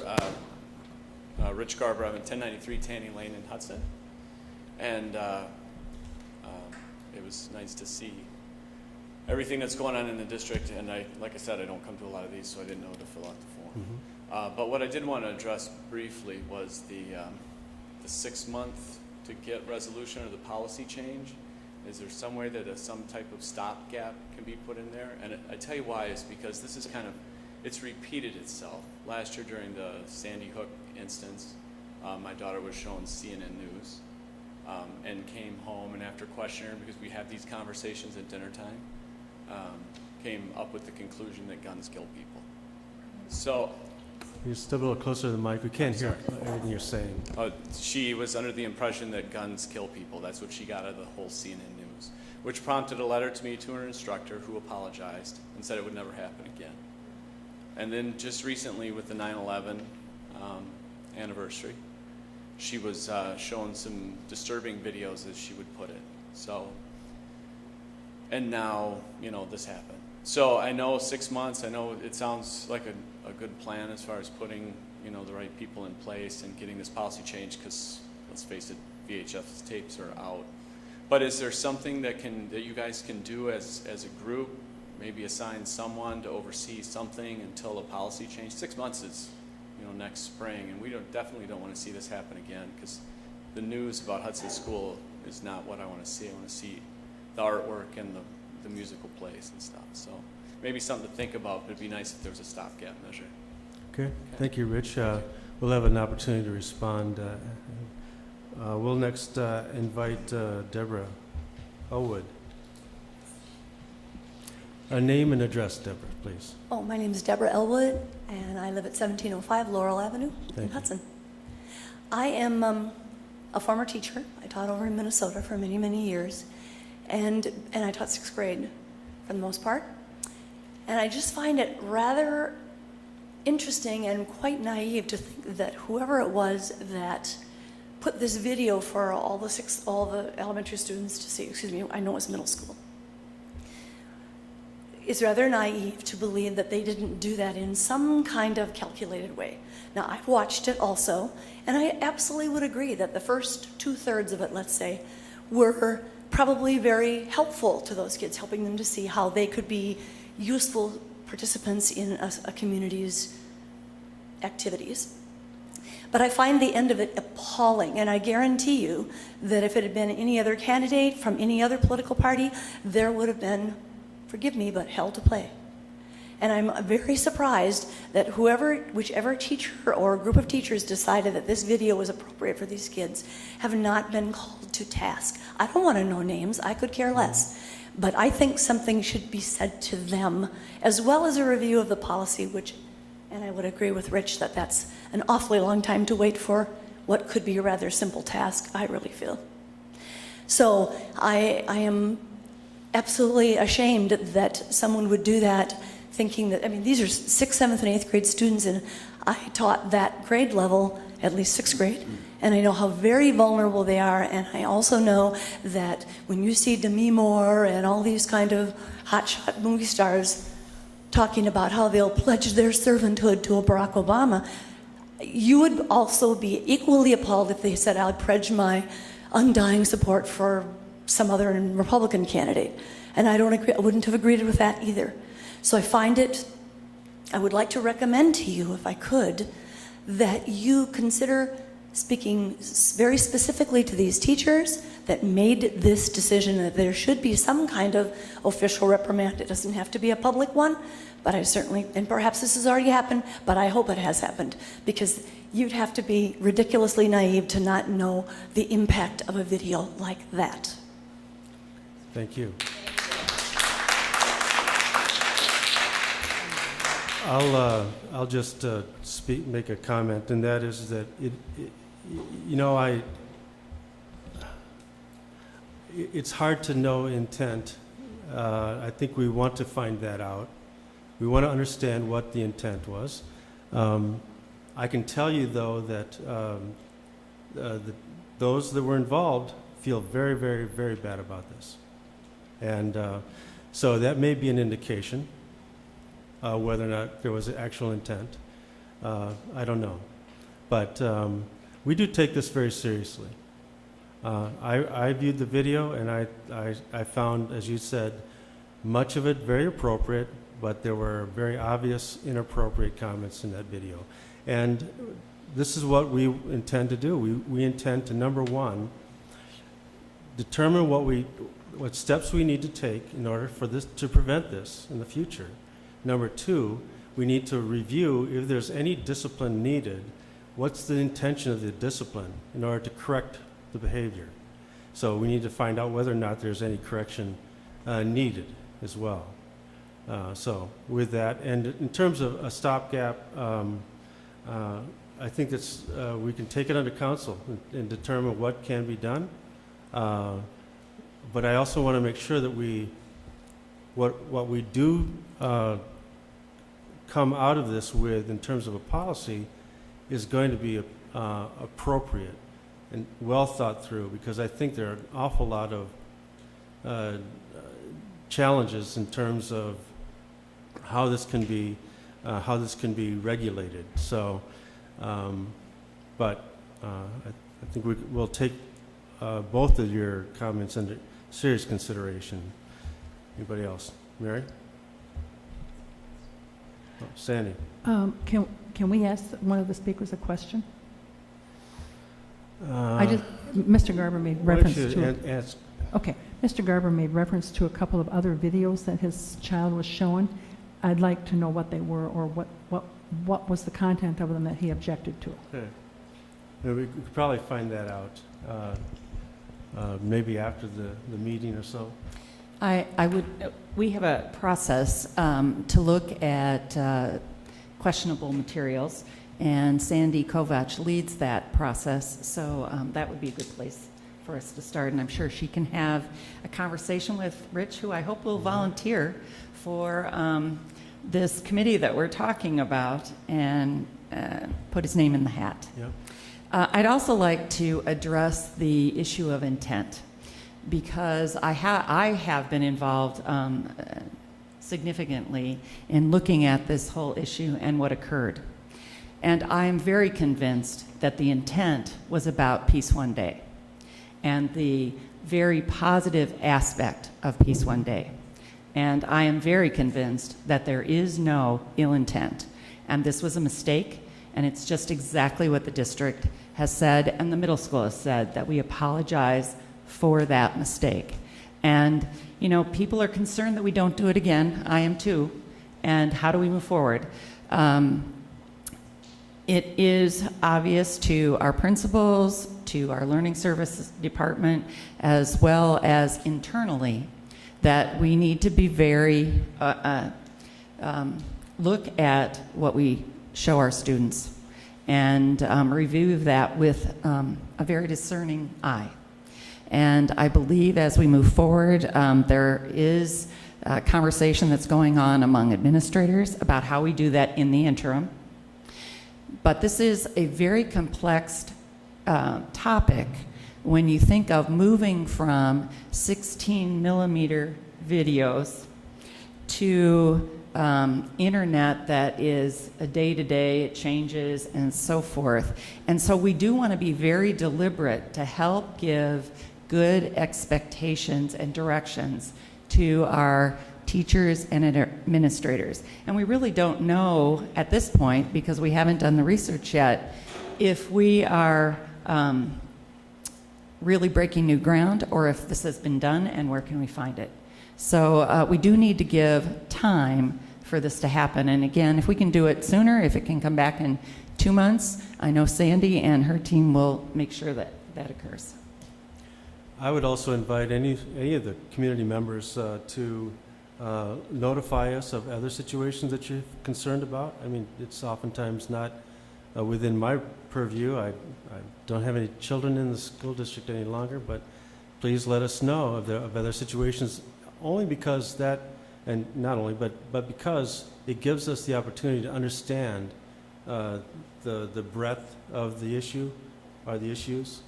So, and that, of course, will help us then define appropriate policy. Okay? Anybody else? Mr. President, when this committee reports, will that be reported to Learning and Program Development, or would it be another committee? I would assume it would come back to Learning and Program Development, but sometimes with policy, we do take it to a different committee depending upon the timeline that we get something done and the upcoming board meeting if we're going to bring it back to the board right away. So it might come to Learning and Program Development or another committee for some feedback and then come to the board. And being a member of that Learning and Program Development Committee, I'd like to see if we could have at least a progress report by our committee meeting that meets prior to the January meeting. It would be, I guess we meet between Christmas and New Year's or something like that. I haven't looked on the calendar that far, but I know that we meet like the Monday before I think it's the 8 days before the full meeting, usually that committee meets. But I'd like to see if we could have a progress report by then at the latest. We certainly can do that. I mean, whether it's ready to go to the full board is another issue, but I'd just like to be able to have something to show that we have progress on the issue. Thank you.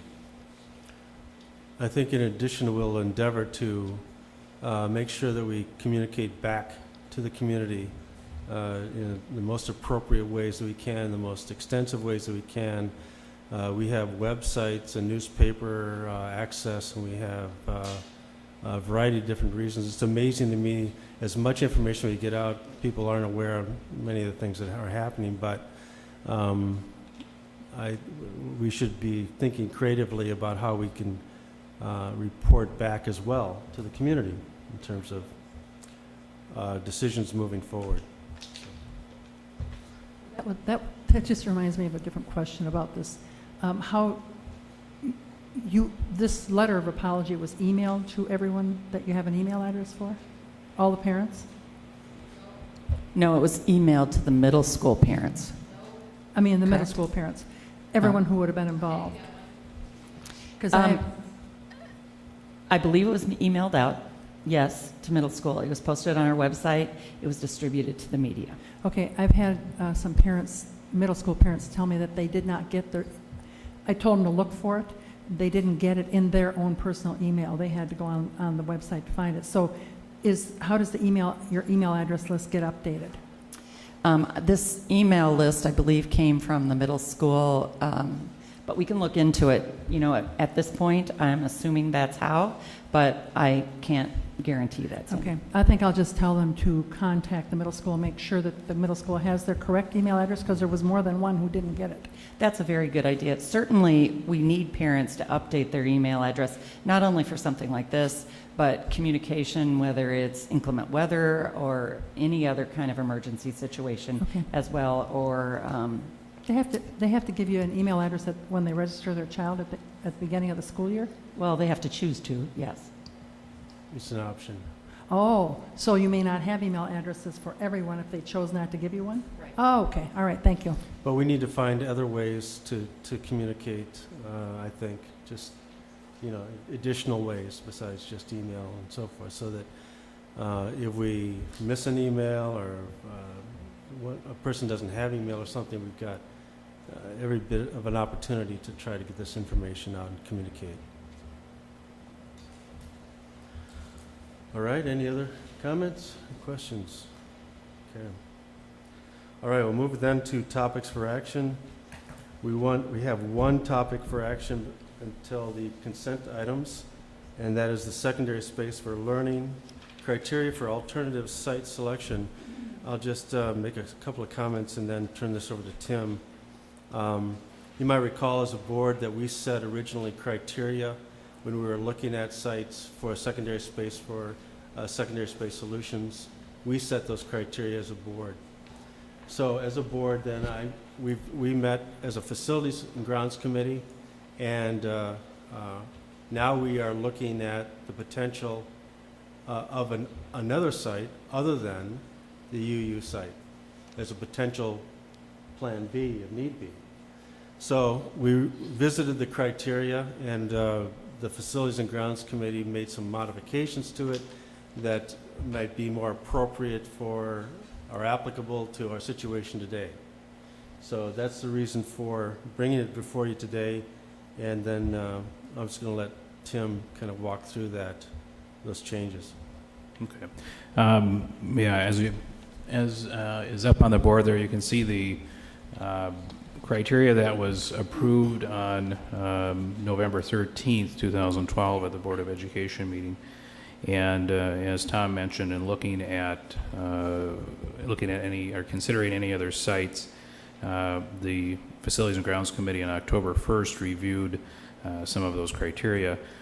And so in looking at developing the alternative site criteria, there was consensus by the committee on looking at if County Road UU property is determined not to be the location for an additional school, then access to city utilities would be preferred before. That's a little bit of a change to what we had before. But it says, but other factors may be determined to have higher priority. So city utilities isn't a mandate from the Facilities and Grounds recommendation standpoint. Also, the site should accommodate outdoor physical education space and athletic practice fields, but it may or may not accommodate varsity fields. So again, a little more defining in what that criteria would be as far as it comes to outdoor education and athletic practice fields versus varsity fields. And then thirdly, the committee had consensus on how we measure site size and get to usable acreage for a site.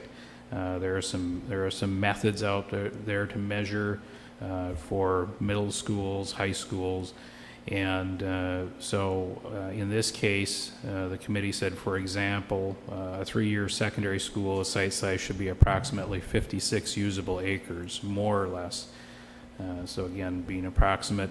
And how that's arrived at is taking 40 acres as the base for a secondary, for a high school, and then using 1 acre per 100 students. And in this case, we'd be assuming 550 students per grade. So you come up with approximately 56 usable acres.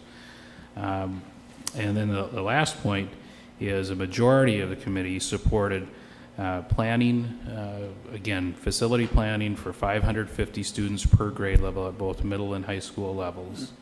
And so those are the recommendations from the Facilities and Grounds Committee, and we'd be looking to have an approval of those criteria tonight. Okay, and just to remind you that the members of that committee, the Facilities and Grounds Committee, are Sandy Gerke, myself, and Jamie Johnson. So, thank you. Are there any questions regarding this, or I'll entertain a motion? Mr. President? Mm-hmm. I want to make it clear that I objected to the 550 students at the facilities meeting. I believe that that's overbuilding. I know you're trying to plan 10 to 20 years out, but with the declining enrollments that we're experiencing in the kindergarten level and the declining birth rates nationwide, there's no prediction that that's going to change anytime soon. So I believe 550 students is overbuilding for what our needs will be long term. Also, I made the comment at the facilities meeting that I will not approve of seeking out any other land unless it's clearly understood that the UU property will be sold. Thank you. Okay. Miss- Comments, Lynn? Mr. President, Mary, I know I had asked previously, and I don't think you're going to remember off the top of your head, but we did look at birth rates and asked Hudson Hospital about their birth rates because I had a similar concern to Sandy's, but wanted to know what we're seeing, in the St. Croix County as far as birth rates. So as far as St. Croix County, in 2008, there were 990, 2009, 982, I should go back. 2007, there were 1,000. So 2008, 2009, down from that. 2010, 1,025, 2011, 1,021, 2012, 1,032. So continuing to go up from 2010. And as far as Hudson Hospital, the data I have is 2010, 532, 2011, 631, 2012, 646, and the information that Hudson Hospital has given us that in 2013 they are on track to be in the 600s at this time. So we have escalating birth rates. Okay. Thank you. Other comments, Dan? Mr. President, just a question regarding, I'm looking at these two documents that we have, the alternative site criteria development, and then the previous page having to do with the long-term secondary space. Can you tell me how these two, you know, I get the fact that one was developed a year ago and then we've added, it's not replacing, right? This is just sort of adding to the criteria. Yeah. Your long-term secondary space those are criteria for development of your plan. Would include the land, include the building, include the programming, and include the decision-making process, where this is just, Facilities and Grounds just really took from some of these pieces and then developed an alternative site criteria for alternative site selection. Okay, I got it. Thank you. Okay. Anybody else? Mr. President? Okay. Yeah, that's, I guess, I was just going to comment on, that was my question, because this alternative site criteria is just for a site. We're trying to get a site and size it what we think would be appropriate for the future. We're not talking about building yet. This is just selection of an alternative site. Right. Thank you. The criteria for finding an alternative site, right? Can I make just one comment? The Hudson Hospital birth rates, I know, have gone up. That doesn't mean all those babies are Hudson babies. They're from all over, because the Hudson Hospital is known for, that's where people go from counties, all the counties around. Yeah. So the Hudson Hospital birth rates are kind of a phony figure. That doesn't mean they're all from Hudson. That's a good point. I think also it could be said that there are Hudson babies being born in Stillwater too, right? So you're right. I mean, but it's difficult to have an exact number. Bruce. Mr. President, so birth rates going up, birth rates declining. We've got a problem today, right? I mean, we've got a capacity problem today. We've been talking about it for 10 years, or we've had a capacity problem. So I think we need to be focused on what's in front of us here and the fact that we need to continue to move forward to solve this problem, right? And I know we're working on that. I know that a lot of people would like us to move a lot faster. It's pretty complicated, right? I get that. I didn't understand how complicated until you actually, get to be in all the meetings and really dive into it. But we need to be focused on the fact that we've got a problem today.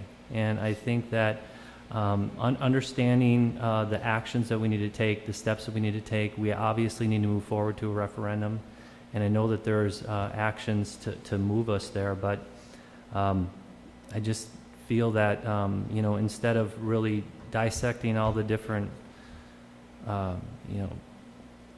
birth rates right now, let's get to a point where we're going to start to take some action. The second question or point I guess I just want to make is, when we built the middle school, and I wasn't in town, but I've certainly heard about the growth that we experienced there, right? The fact that, we built for what we thought at the time would be 20 years, and in 10 years we filled it up, if I'm not mistaken. We certainly don't want to have a similar issue, but I guess what I would suggest, and I'm not asking for an answer right now, but I would suggest is look at what sort of percentages, we were planning for, what was realistic at the time. I understand Sandy thinks that 550 is too big, but let's get to a realistic number then. Let's collaborate and work together to get to a realistic number that we want to. If 550 is it, then we'll move towards that. But, so looking at some of that past history, I think will be helpful. And then maybe we do need to do some additional studies on trends that we're seeing. But there's a bridge coming in. I think it's very well known that Hudson is a tremendous community to live in. So I don't think people are eager to move away from here. I think people are excited to move here. So I think that exploration will help us out. Thanks. And as a member of the Facilities and Grounds Committee, my position was that we need to look out a number of years, as Sandy had indicated that we did. We're looking at 10 to 20 years, and of course I'm looking at the numbers of students in our grades now and understanding that kindergartners don't stay at 352 kids, they go up. And that's going to continue. We're graduating kids over 400 now, and if we're looking at 20 years out or more, which I think we need to do, then I was in favor of the 550 number, and I believe that you want to build classrooms today for more space than you need in order to make room for tomorrow. So, any other comments or questions? I'll entertain a motion. Mr. President, I would move that we approve the alternative site criteria, the 4 that are specified there. Okay, there's a motion by Jamie. Second by Lynn. Any other discussion? Roll call vote, please. Any other discussion? Okay, we'll take a roll call vote. Sandy, we'll start with you. Gerke, no. Holland, Hanson, aye. Holland, aye. Robson, aye. Johnson, aye. Okay, motion passes. Thank you very much. Next item we have are the consent items that are listed before. I'll entertain a motion to approve the consent items with a specific language that's related to the expenditures of funds. Mr. President, I move for approval of the consent items, including expenditures of $1,249,251.37. Okay, we have a motion by Dan. Is there a second? Second. Second by Lynn. All in favor of the motion signify by saying aye. Aye. Any opposed, same sign. Motion carries. Moving on to committee reports, so we'll start with the Learning and Program Development Committee, and that's Bruce. All right, so learning and program development, we've already got a couple of great updates tonight, so I'll try and practice brevity here. But we did have another, I thought, very interesting discussion. Tony brought forward some talking points around a co-located mental health services offering here in the Hudson School District. Brought some interesting facts forward. Student mental health is increasing, the importance is increasing. 20% of children, adolescents suffer from significant mental health issues, and untreated mental health issues result in significant negative consequences. So I think providing this opportunity is something that is looked at as potential positive outcome that could improve in areas such as academic performance, increased school attendance, fewer school disruptions, and increased student-parent participation in the recommended treatment services. So, the plan is really to look at this as a cost-neutral agreement, so really just making the access a little bit more available, but providing that service and working with providers that are really going to make sure that we're getting the needed treatment that's out there. So I think overall, as a committee, we were very supportive of going out and putting an RFP together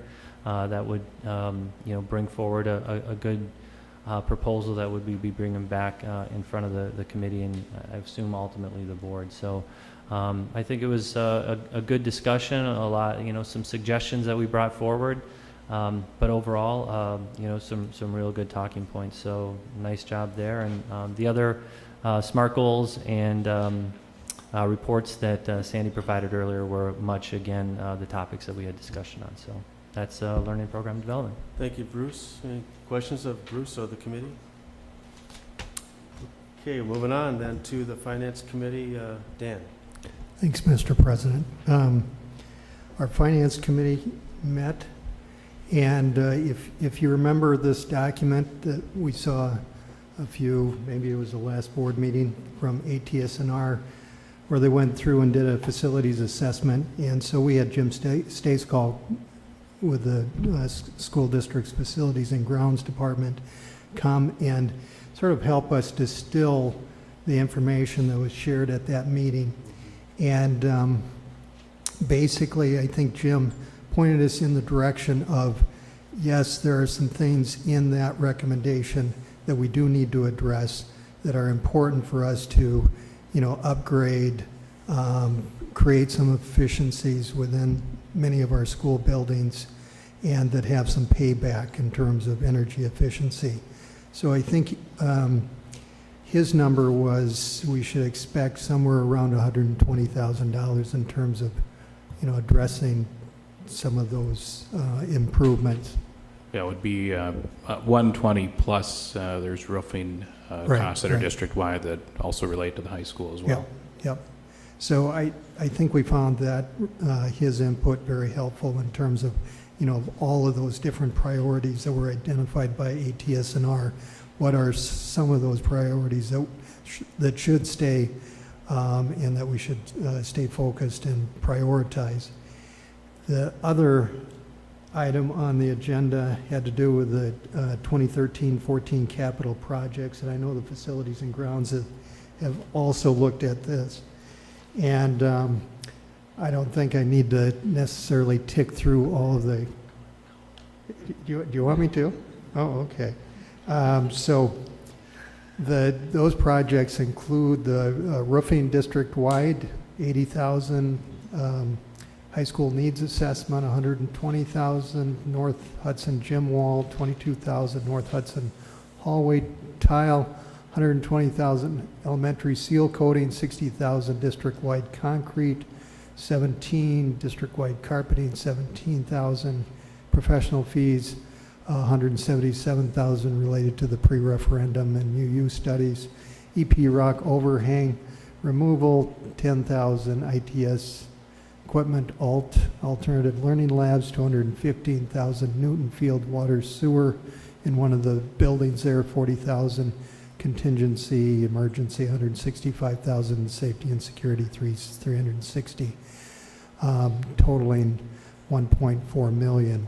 Now, some of these items, it's my understanding, have already been done off of this list, so I think our committee reached consensus on going forward with those, and I'm guessing facilities and grounds also was in agreement with that. And then lastly, we talked about planning for October 17th board work session, and I believe the administration was looking for some direction from our committee in terms of, topics for discussion, and I think we had talked about, reviewing the personnel salaries area, the budget, and I think it was at that point too that it was pointed out to us, that Mary pointed out earlier in this meeting about the $130,000 that impact is related to the open enrollment, the outgoing students, and the impact that has on our budget. And we'll have more state aid numbers to work with. So I think that was it. Any other items, Tim or Lynn? Okay. Any questions? Good report, very thorough. Thank you. Any other questions? Okay. All right, moving on then to the Personnel Committee. Lynn. Thank you, Mr. President. The Personnel Committee met on October 1st, and Andrea gave the committee an overview of the data on applicants for teaching positions after some feedback from the committee previously. She reviewed that for the 70 certified positions that were hired, there were between 150 and 200 applicants, and she described that pool as very strong. On the secondary level, for the 21 positions, there were 77 applicants. She did review with the committee that in certain areas, the pool shrinks and the number of candidates are smaller. In particular, in special ed or in specialized positions like Chinese, math, and science, those number of qualified applicants went down. The committee did ask for some more detail on how the vacancies were created, whether it was retirement, non-renewal, or took another position in another district. Secondly, the next item on the agenda was a strategic compensation development plan and the criteria. The committee reviewed detail on the comps that were used previously when we discussed compensation for all of the employment groups in the district, and we went through and selected and had some real good discussion, I think, around which comps should be used and for what reasons. So we shrunk that list down, and I believe it's above. Yep, it's on our screen up there, so you can see the districts that we will be using. Next on the agenda was one that we reviewed in consent, which was a policy change, and then we also planned for the October 17th board work session and requested data on the number of applicants in a certain pay group area, and then we adjourned to closed session. Thank you, Lynn. Any questions of the Personnel Committee? Okay, moving on then to the Facilities and Grounds Committee meeting that I'll take. We had a number of items.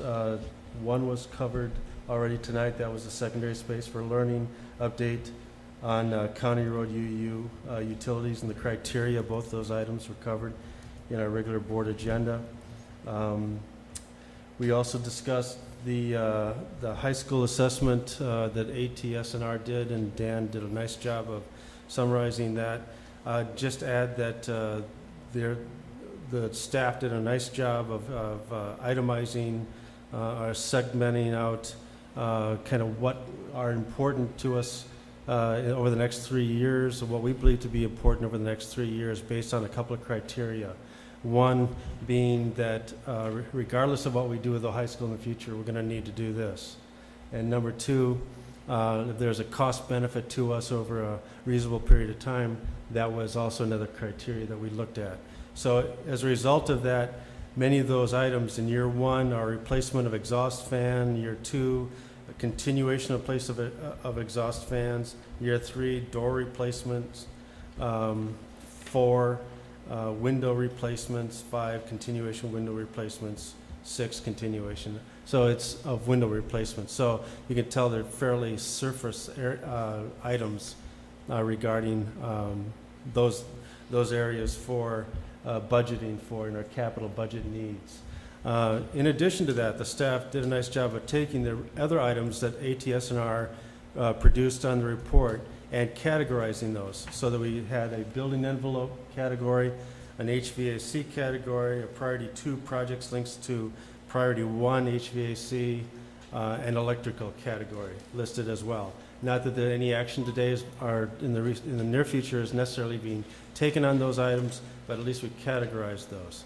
And then, of course, then the other item that we had was the capital projects that Dan went through so nicely and amounted to that $1.4 million. The third item was the Holton access planning for St. Croix River crossing with the new bridge coming in. We understand some of the planning now. We've reviewed that.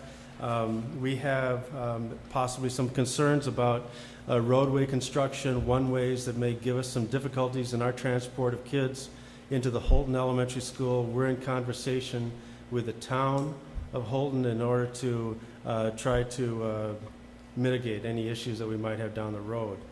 And nothing to report necessarily in terms of resolve, or is there, Tim?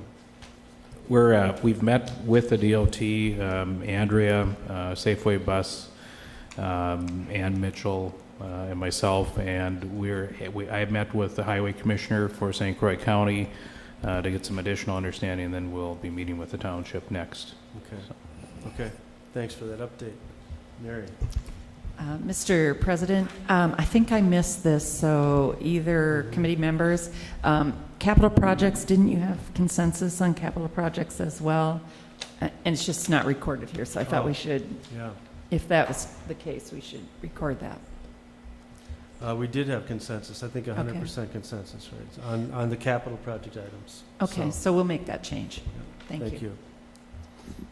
Okay, the last item that we had that I'll report on that wasn't in the regular agenda was the October 29th budget certification and work session planning, which we decided to eliminate. We didn't have enough information at that point in time So we didn't discuss it, we didn't take any action or any recommendations regarding that. So that's my report. If there's any questions.